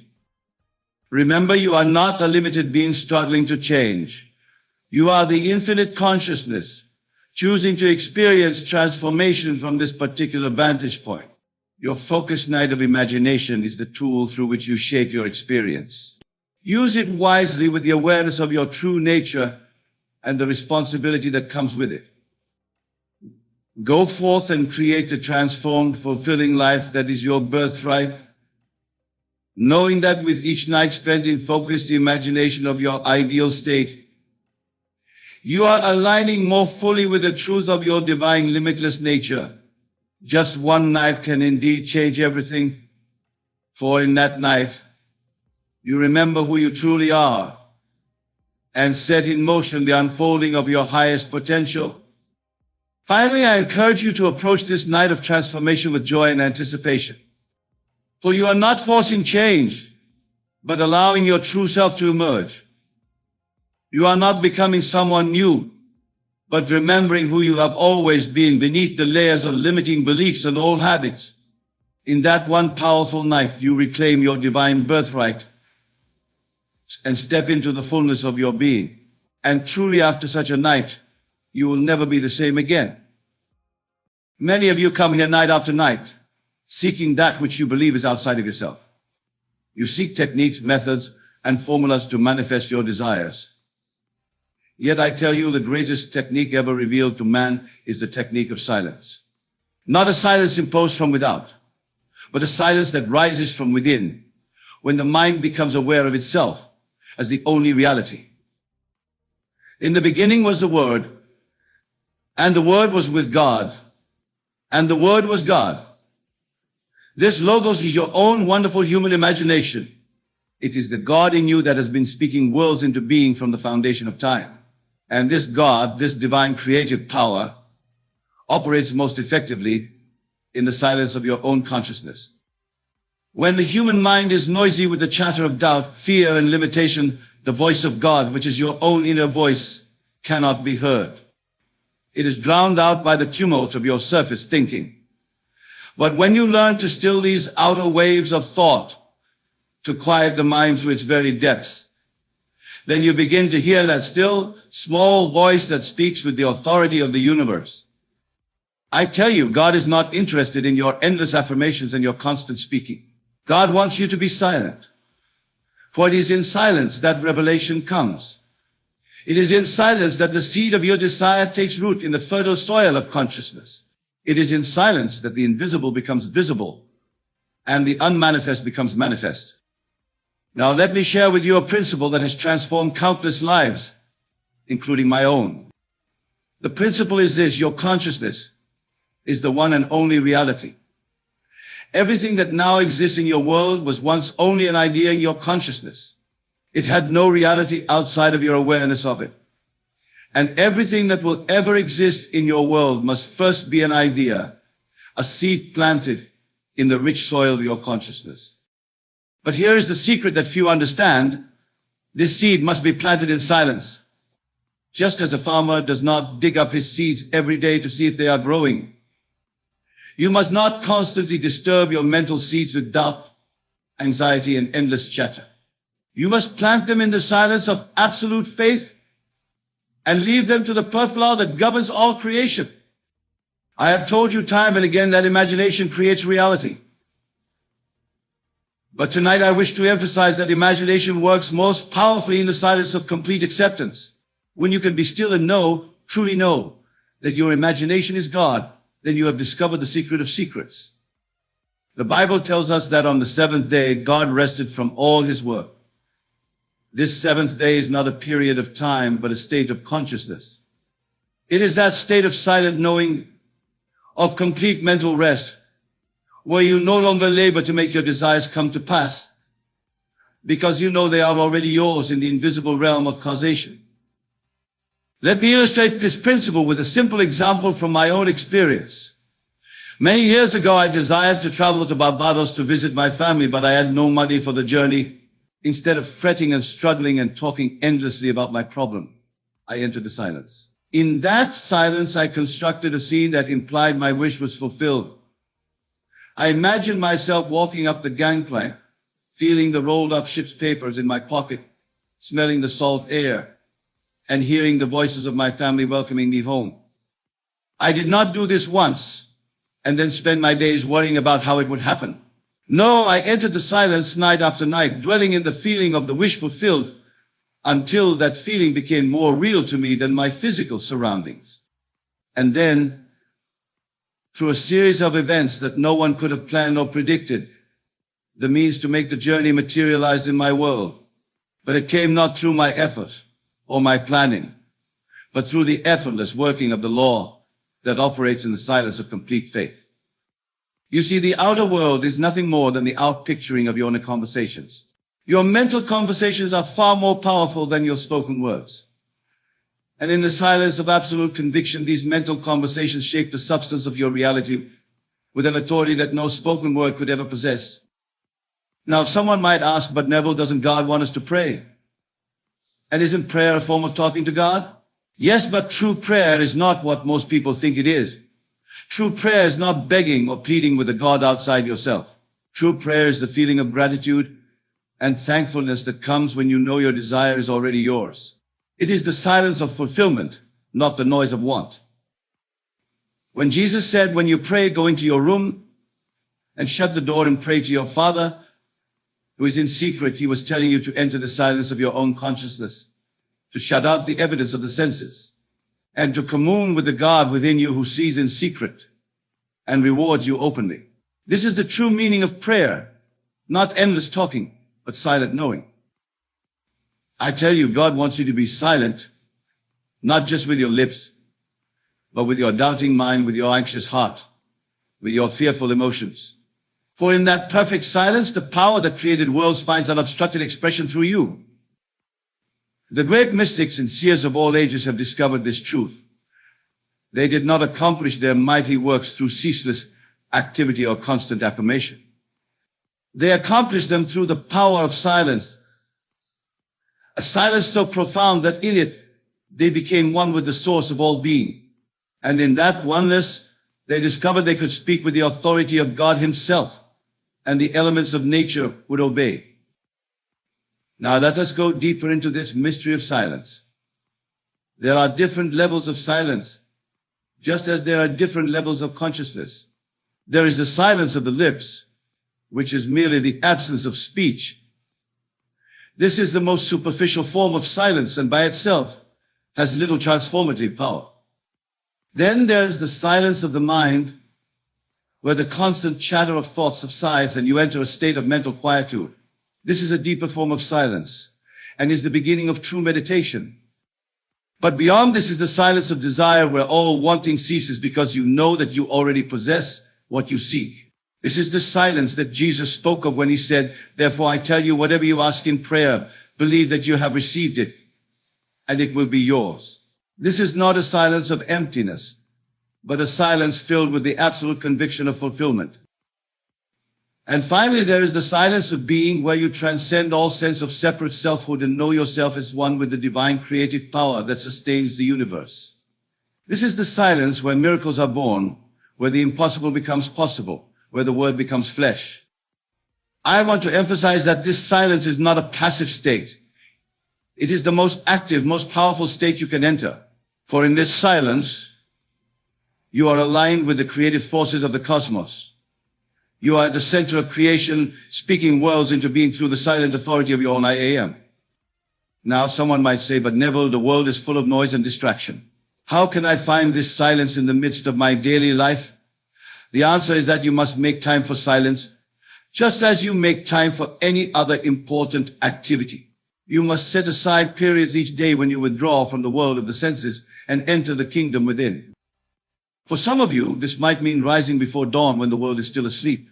For others, it might mean finding a quiet corner during your lunch break. For still others, it might mean the moments before sleep, when the conscious mind begins to surrender to the subconscious. The time and place are not important.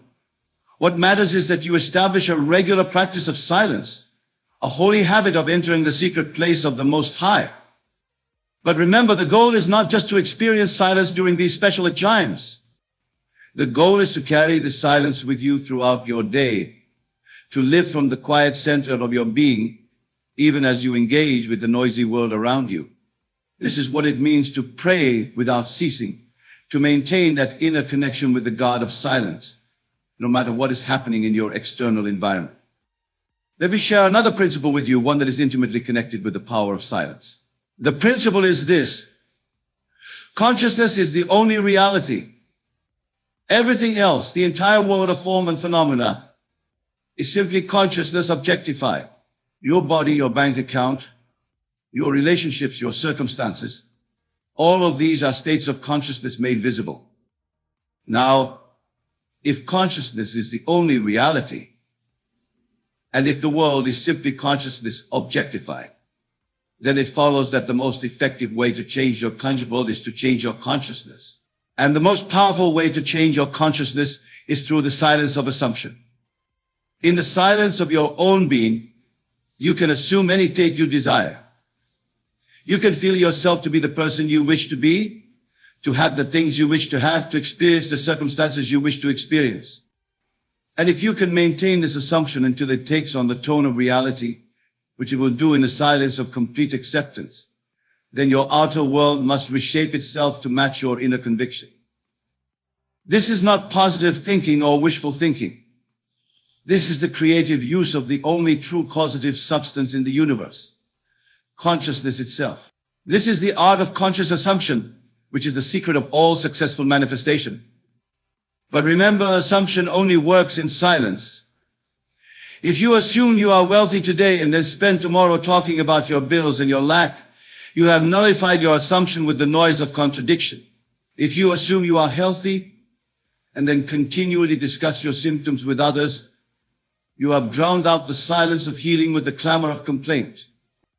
This is why God wants you to be silent. Not to deprive you of expression, but to empower your expression with the force of unshakable conviction.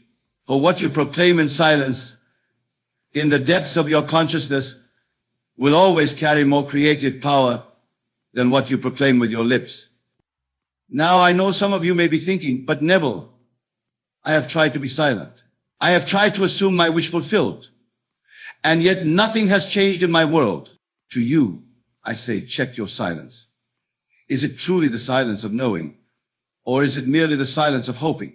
For there is a world of difference between the two. The silence of hoping says, "I am assuming my desire is fulfilled, and I hope it will materialize in my world."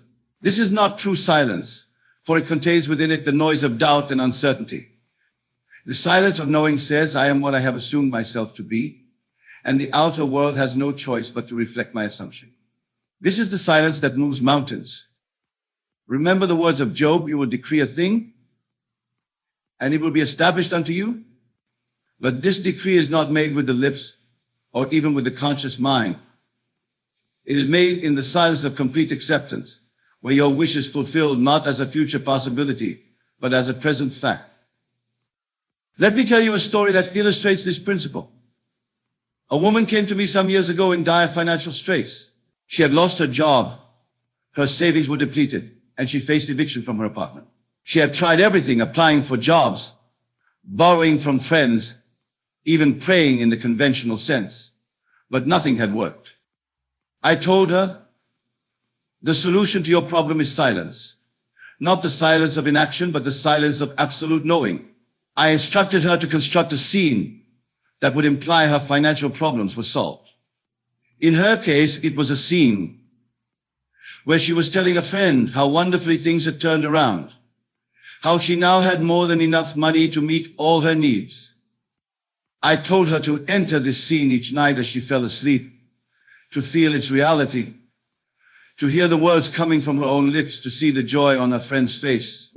But I also gave her a stern warning. During the day, be silent about your problem. Do not discuss it. Do not complain about it.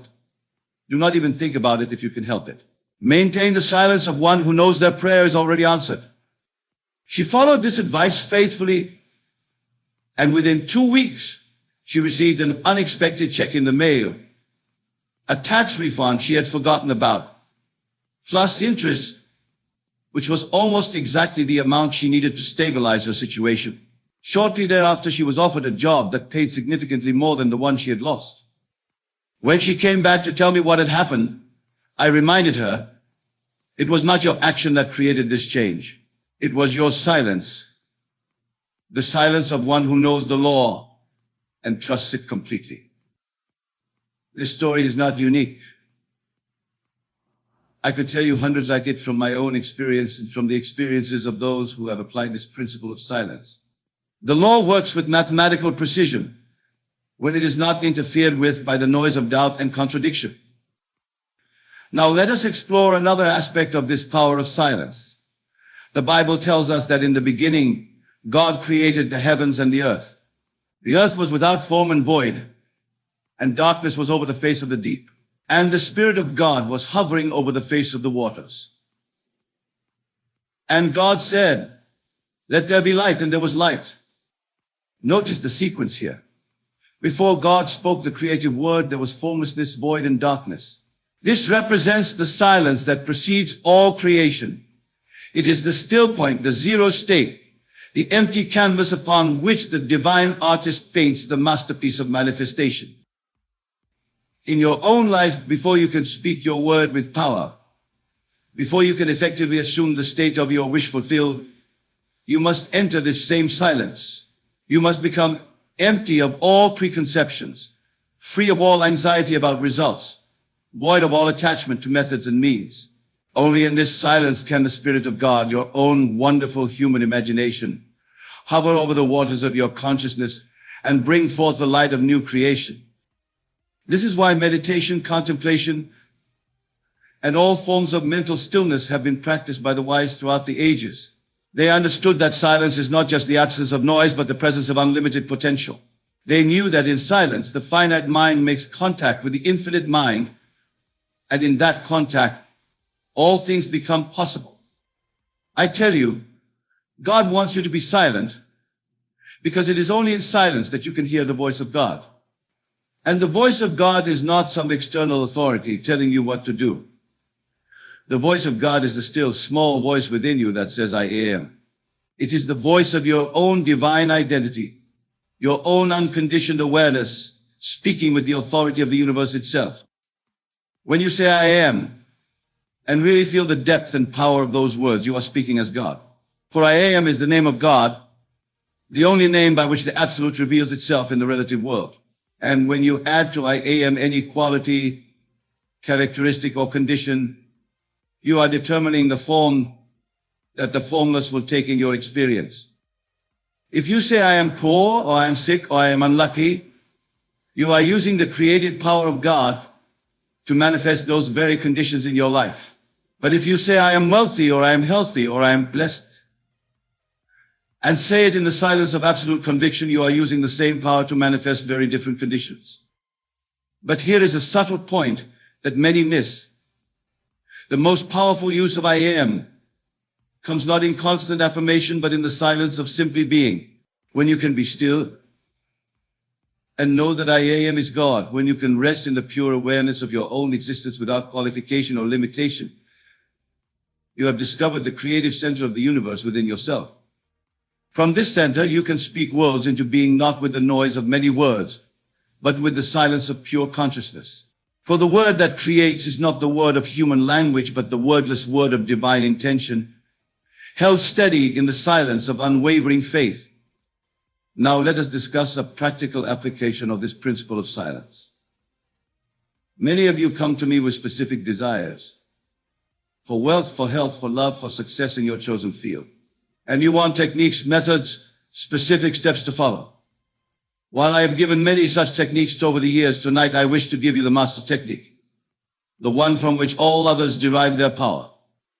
The technique is this: enter the silence of your own being, and from that silence assume the feeling of your wish fulfilled. Do not ask how it will be fulfilled. Do not worry about the steps that will lead to its fulfillment. Simply enter the silence of the end, the silence of completion, the silence of the wish fulfilled.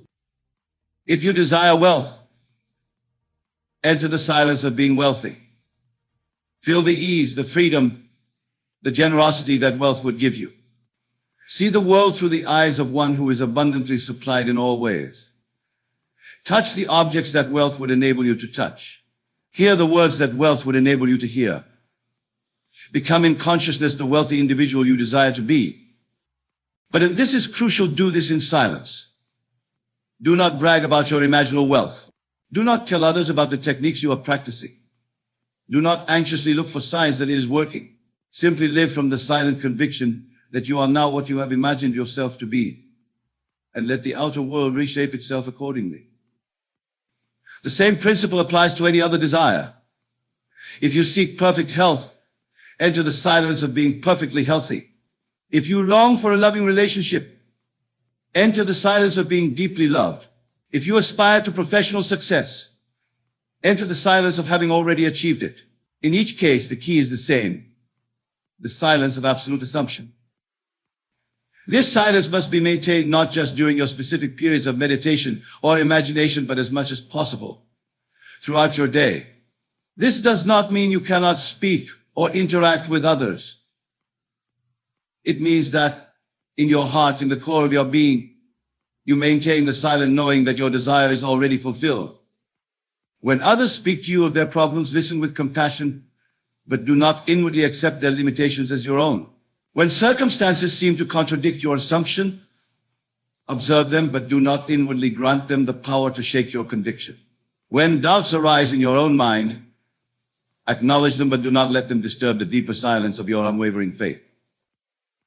This is the silence that Jesus maintained even as he was being crucified.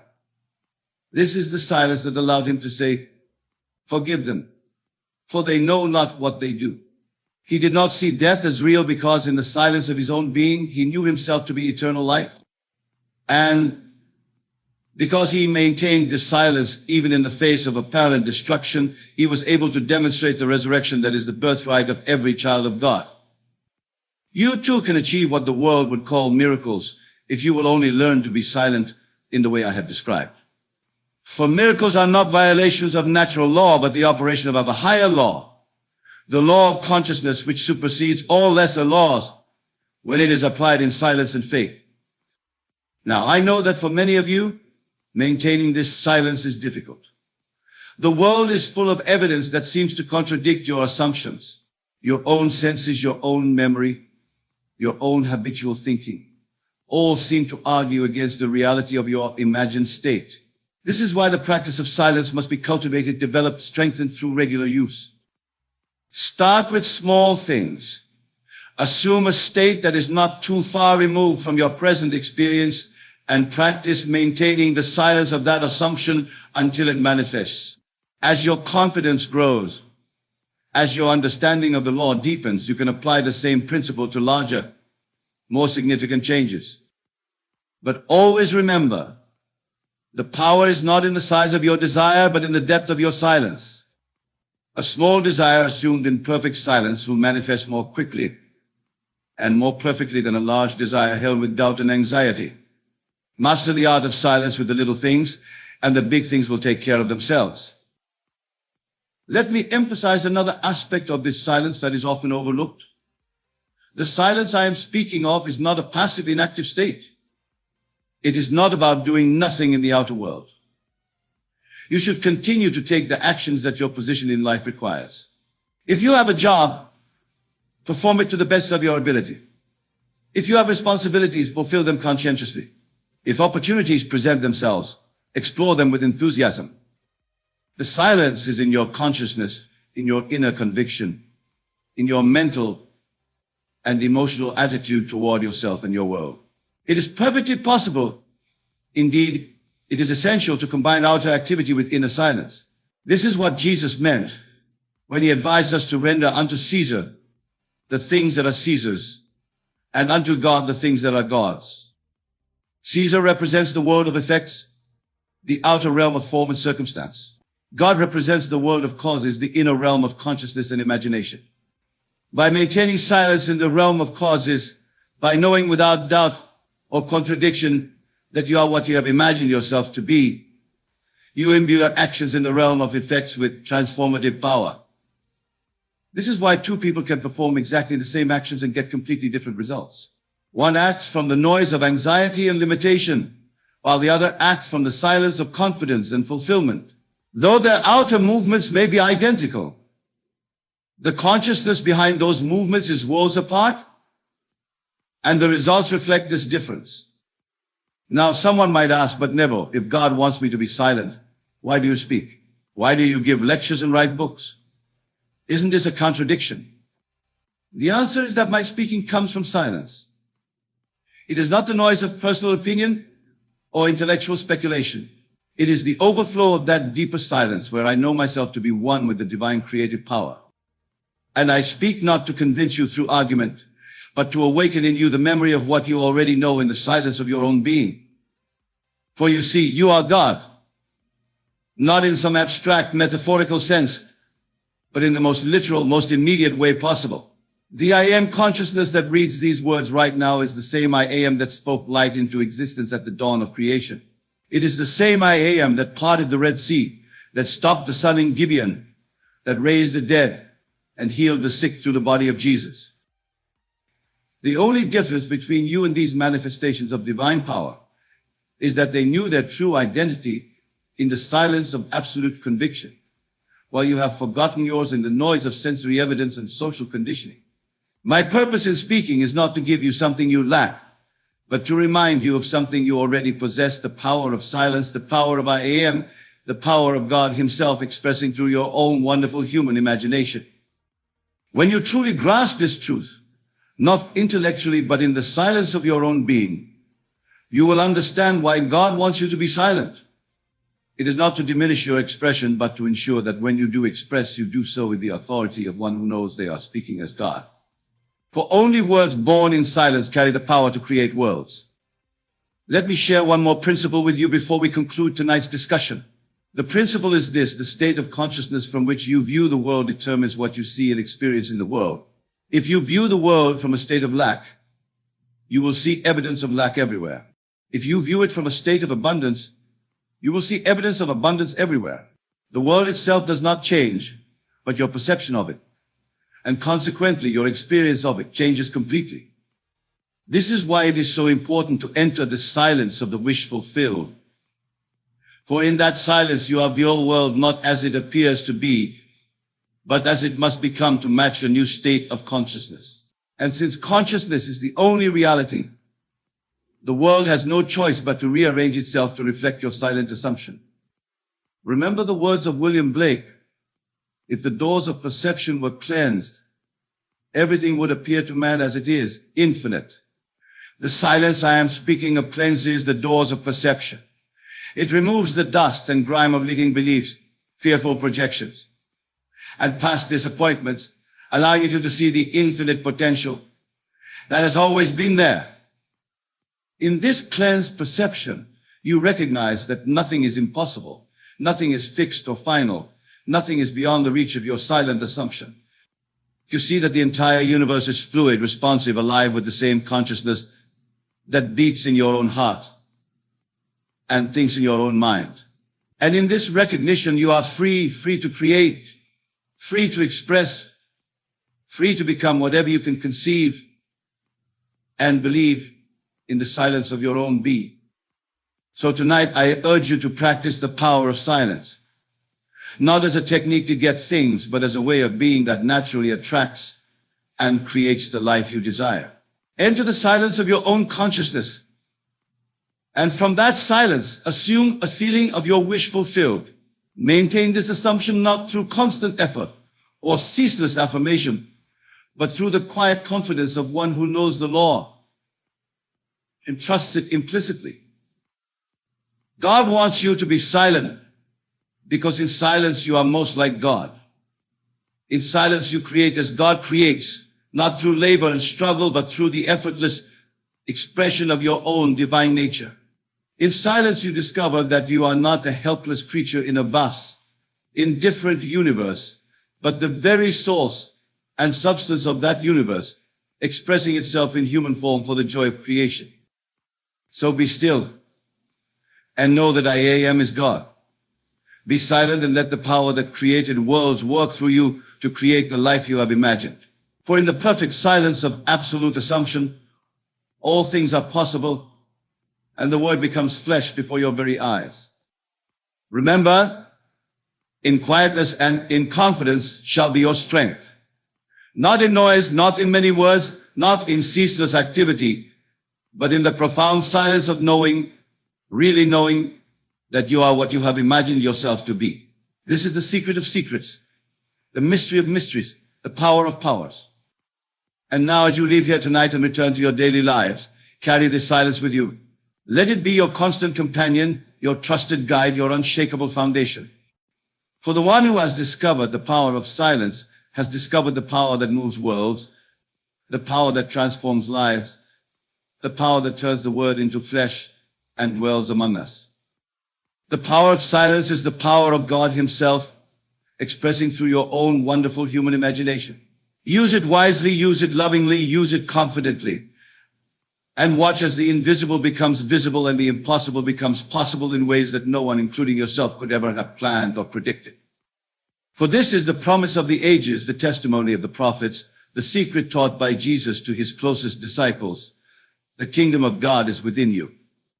And this kingdom is entered not through much speaking, but through the perfect silence of one who knows that I am is the name of God.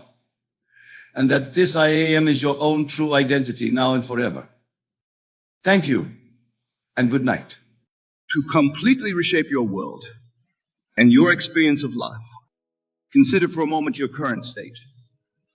Perhaps you find yourself facing challenges, feeling that things often go against you, or maybe you've experienced some successes, but still feel that life is a constant struggle. Wherever you are, say unto you, you are exactly where you need to be to grasp this life-altering principle. But what does it mean to act as if everything always works out for you? It is not a matter of blind optimism or denying the challenges you face. It is a state of consciousness, a shift in perception that aligns you with the creative power of the universe. It is about recognizing that your outer world is nothing more than a reflection of your inner assumption. Let us delve deeper into this profound truth. Your outer world, every experience you have, every circumstance you encounter is nothing more than a reflection of your inner world. It is a mirror, faithfully reflecting back to you the sum total of your beliefs, assumptions, and most importantly, your dominant state of consciousness. When you understand this, truly understand it, you realize that by acting as if everything always works out for you, you are actively creating a reality where this is true. This understanding is crucial, for it shifts the entire paradigm of how you approach life. No longer are you a victim of circumstance, hoping that things will work out. You will become the active creator of your reality, knowing that as you assume the state of one for whom everything works out, the universe must rearrange itself to match this assumption. But how? You may ask, does one adopt this state of consciousness? The answer lies in the power of your wonderful human imagination. For your imagination is not a mere fantasy maker. It is the very workshop in which reality is forged. When you use your imagination to feel the reality of being someone for whom everything always works out, you are not engaging in idle daydreaming. You are engaging in the most powerful creative act known to man. Let's take a moment to truly understand this. Your subconscious mind does not distinguish between what you vividly imagine and what you actually experience in the outer world. It accepts as true whatever you feel to be true. And once it accepts an idea as true, it proceeds to bring it into manifestation in your physical reality. So, when you act as if everything always works out for you, when you assume this state in your imagination, you are not being delusional or engaging in wishful thinking. You are actively creating your reality from within. You are aligning yourself with the creative power of the universe, allowing it to work through you and for you. This, my dear listeners, is the essence of acting as if everything always works out for you. It is about recognizing that the power to shape your reality lies within you, waiting to be expressed. It is about understanding that your outer world is nothing more than a reflection of your inner assumptions and feelings. Consider the biblical phrase, all things work together for good to them that love God. This is not about some external deity favoring certain individuals. It is about aligning yourself with the creative principle of the universe, which some call God, others call the subconscious mind, and others still call the law of assumption. When you love this principle, when you align yourself with it by assuming that everything works out for you, you set in motion forces beyond your comprehension that indeed make all things work together for your good. But let me be clear. The state of consciousness is not about passivity or simply wishing for good things to happen. It is about a fundamental shift in how you perceive and interact with the world. When you truly embody the state of one for whom everything works out, your actions naturally align with this assumption. You begin to see opportunities where others see obstacles. You approach challenges with confidence rather than fear. You make decisions from a place of assurance rather than doubt. Let us explore this further with an example. Imagine a person who constantly assumes that things will go wrong, that life is a struggle, that success is hard to come by. This person might hesitate to take risks, might approach new opportunities with skepticism, might give up easily in the face of setbacks. And in doing so, they create a reality that confirms their assumptions. They are living from the state of one for whom things don't work out. And so the universe faithfully reflects this state back to them.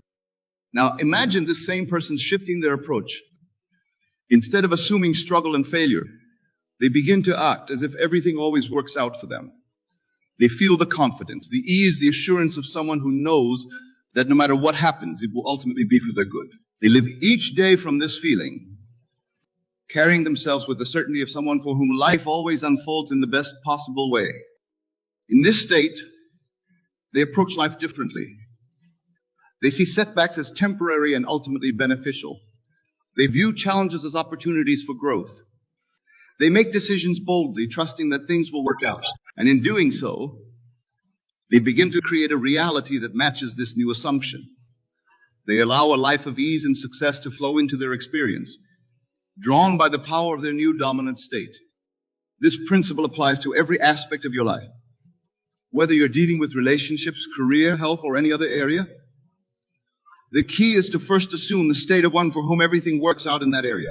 For what you are seeking is also seeking you, but it can only find expression through you when you align yourself with its frequency. Now, I can hear some of you thinking, but Neville, isn't this just positive thinking? Isn't this denial of reality? And to this I say emphatically no. This is not about denying your current circumstances. It is about understanding the true nature of reality and the creative power of your consciousness. Your current circumstances are nothing more than the fruit of your past assumptions and beliefs. They have no power to determine your future unless you give them that power by continuing to focus on them and feel their reality. When you shift your focus When you assume a new state of consciousness, you are not denying reality. You are exercising your divine right to choose which reality you wish to experience. Remember, the outer world is dead. It has no life of its own. It is your consciousness that gives life to your experiences. When you react to circumstances as if things often go wrong, you are breathing life into a reality where things do indeed go wrong. But when you act as if everything always works out for you, you cause your outer world to rearrange itself to match this new inner conviction. This, my dear friends, is the true secret to creating a life where everything works out for you. It is about aligning yourself with the law of assumption, recognizing that your desired reality is seeking expression through you, and allowing it to flow into your experience through the power of your imagination and feeling. But let me warn you, this shift in consciousness is not always an easy path. The old habits of reacting to circumstances, of letting your feelings be dictated by what you see, are deeply ingrained in our collective consciousness. As you embark on this new way of being, you may find resistance arising within you. Doubts may creep in, old patterns may try to reassert themselves. When this happens, do not fight against these thoughts and feelings. Simply observe them, acknowledge them, and then gently return to your new assumed state. For the war is not won by battling against what you don't want, but by persistently embodying the state of what you do want. This persistence, this unwavering faith in the face of contrary evidence, is what allows you to truly create a reality where everything always works out for you. Think of it like tuning a radio. When you're trying to listen to a particular station, you don't focus on eliminating all the other stations. You simply tune into the frequency you desire. In the same way, you don't need to fight against your current reality or forcefully push away thoughts of things not working out. You simply need to tune yourself to the frequency of one for whom everything works out, to align yourself with the feeling of being such a person. This tuning is done through your imagination and your ability to generate feeling states. Your imagination is the dial that allows you to tune into different frequencies of experience. As you use your imagination to assume the feeling of being someone for whom everything works out, you are tuning yourself to that frequency, allowing the corresponding experiences to flow into your life. But remember, my friends, this is not a one-time event. Acting as if everything always works out for you is a way of life. It's a constant choice to maintain this state of consciousness, regardless of appearances. Just as you wouldn't expect to stay in shape by exercising once. You cannot expect to create a reality where everything works out by imagining it once. This is about persistently assuming this state, about living from this consciousness day in and day out, until it becomes your new normal. As you do this, you will find that your perception of events begins to shift. What once seemed like setbacks or failures now appear as stepping stones or valuable lessons. You begin to trust in the perfect unfolding of your life, knowing that everything is always working out for your highest good. Now, some of you may be wondering, but Neville, how can I maintain this state when things seem to be going wrong? How can I act as if everything is working out when I face real challenges? And to this I say, your imagination is more powerful than any circumstance. Consider for a moment. Have you ever been deeply engrossed in a book or a movie? In those moments where you're not feeling real emotions based on imaginary events, your feelings were real, even though the events were not happening in your physical reality. This is the power you must harness to act as if everything always works out for you. You must use your imagination to create scenarios that evoke the feelings associated with everything working out. Imagine how you would feel if you knew with absolute certainty that every event in your life was ultimately for your good. Feel the peace, the confidence, the joy that would come with that knowledge. Feel these states as vividly and as consistently as you can. The key is to make these imaginal acts as real to you as possible. Engage all your senses. Feel the relief of knowing everything is working out. See the evidence of things working in your favor. Hear the conversations you would have if everything always worked out for you. Make it real in your mind, and the feelings will naturally follow. But here's a crucial point, my friends. The goal is not to imagine specific outcomes. The goal is to capture the essence of the feeling state associated with being someone for whom everything works out. For it, is this feeling state that is the true attractor of your experiences. Let me illustrate this with an example. Suppose you're facing a challenging situation at work. Instead of imagining a specific resolution, capture the feeling essence of being someone for whom everything always works out. What does it feel like to approach challenges with complete confidence that they will resolve in the best possible way? How does it feel to know that no matter what happens, it will ultimately benefit you? What is the feeling of moving through life with the assurance that everything is always working in your favor? By focusing on the feeling essence rather than specific outcomes, you allow the universe to bring your desire to you in ways that might far exceed your specific imaginings. You open yourself to possibilities beyond what your current mindset can conceive. This is the true art of acting as if everything always works out for you. It's not about forcing yourself to believe something against all evidence. It's about tapping into the reality of this state in the only place it truly exists, in your consciousness. As you practice this, you may find that your outer world begins to shift in subtle ways.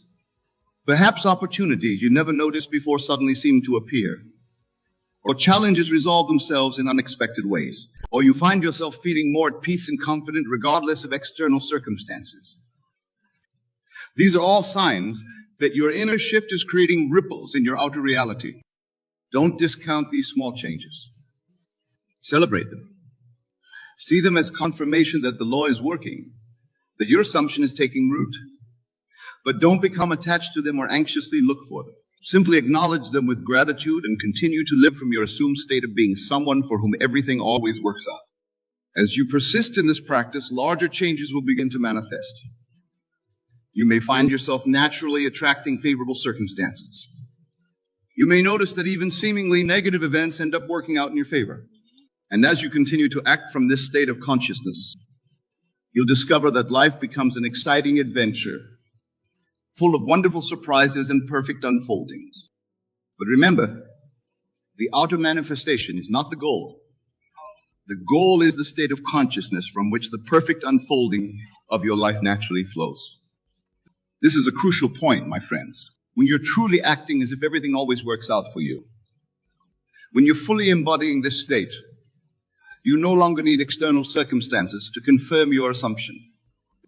You're already whole, already complete in your knowing that all is well. And paradoxically, it's in this state of inner assurance that you're most likely to experience a life where everything does indeed work out perfectly. Now, some of you might be thinking, but Neville, what about taking action? Don't we need to do things in the physical world to make things work out? And to this I say, yes, action is part of the process. But it's inspired action, not anxious doing.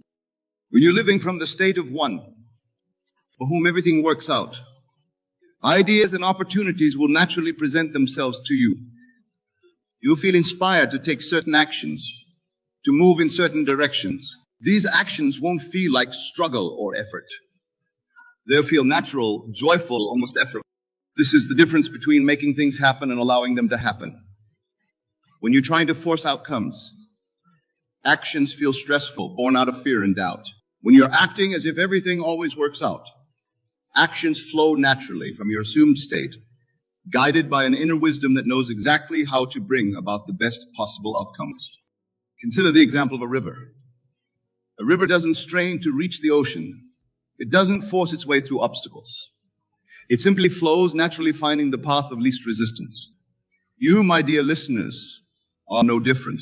When you align yourself with the state of one for whom everything works out, you allow your life to flow naturally and effortlessly towards its highest good. But let me be clear, this state of allowing is not passive. It requires an active use of your imagination, a deliberate assumption of the feeling of being someone for whom everything works out. It requires faith, not blind faith in external circumstances, but faith in the creative power of your own consciousness. This faith is not about believing that things will work out someday in the future. It's about knowing that everything is already working out perfectly in the realm of imagination, and that the outer world must inevitably conform to this inner reality. As you cultivate this faith, as you persist in your assumed state, you'll begin to see evidence of things working out in your outer world. These signs may start small, an unexpected solution to a problem, a fortuitous meeting, a sudden insight that changes your perspective. Do not discount these signs, no matter how small they may seem, for they are confirmation that your inner world is indeed shaping your outer reality. They are breadcrumbs leading you to the full realization of a life where everything always works out for you. As we near the conclusion of our discussion, I want to address a common concern that arises when people first encounter this teaching. Many worry that if they fully embrace acting as if everything always works out, they'll become complacent or lose their drive to improve their circumstances. But I assure you, my friends, the opposite is true. When you're truly living from this state, you become more inspired, more creative, more willing to take inspired risks, because you know that no matter what happens, it will work out for your good. This isn't complacency. It's ultimate confidence. In this state, you're not driven by fear or lack, but by joy and an eagerness to see how wonderfully things will unfold. You take action not because you're trying to avoid negative outcomes, but because you're excited to participate in the perfect unfolding of your life. This is the true gift of acting, as if everything always works out for you. It's not just about creating favorable circumstances, although that will happen. It's about aligning yourself with the flow of life, with the creative power of the universe. It's about recognizing your own divine nature and allowing it to express itself fully through you. In this state of alignment, of knowing that everything always works out, you become a channel for the most beautiful expressions of life. Ideas flow to you effortlessly. Opportunities present themselves naturally. The right people and circumstances appear in your life at the perfect time. This is the magic of living from the state of your wish fulfilled. But remember, this magic is not something external to you. It's not some cosmic force that you need to appease or manipulate. It is the natural expression of your own consciousness when it's aligned with the truth of your being. You are the magic. You are the miracle. You are the one for whom everything always works. As we draw our time together to a close, I want to leave you with a final thought.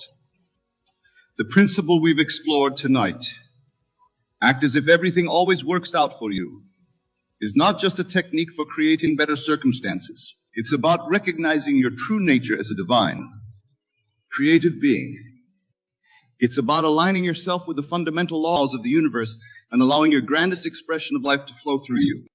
When you live from this understanding, everything changes. The world becomes a friendly place filled with infinite possibilities.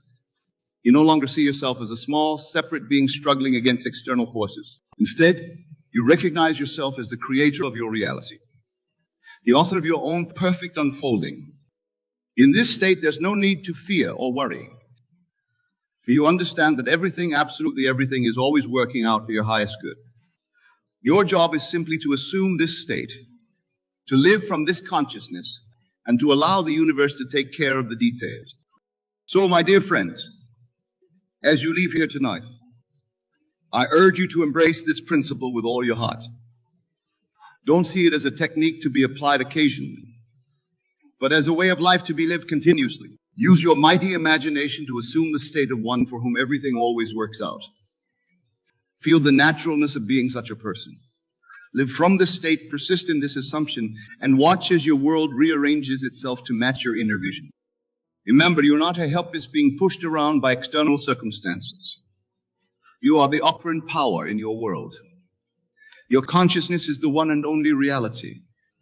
All things are possible to him who believes, for belief shapes reality.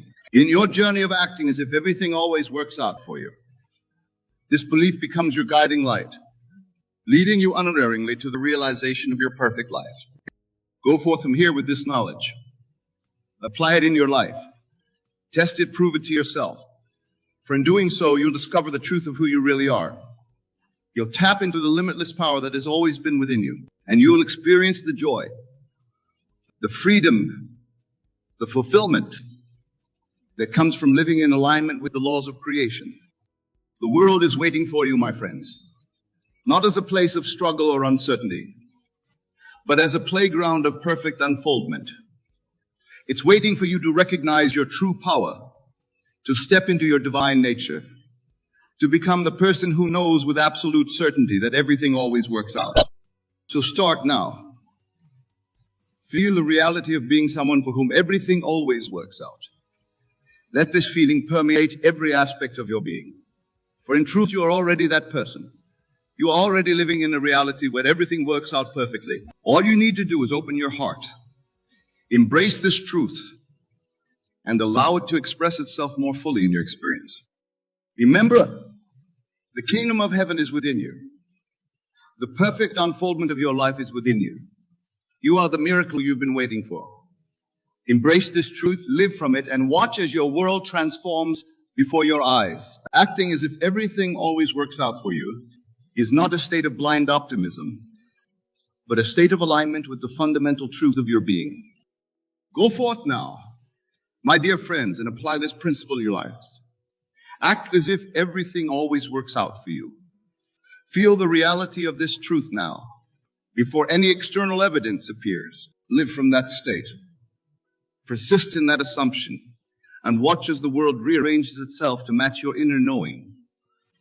For this is the true secret to creating a life of perfect unfoldment, and it is the key to realizing your highest potential as a divine, creative being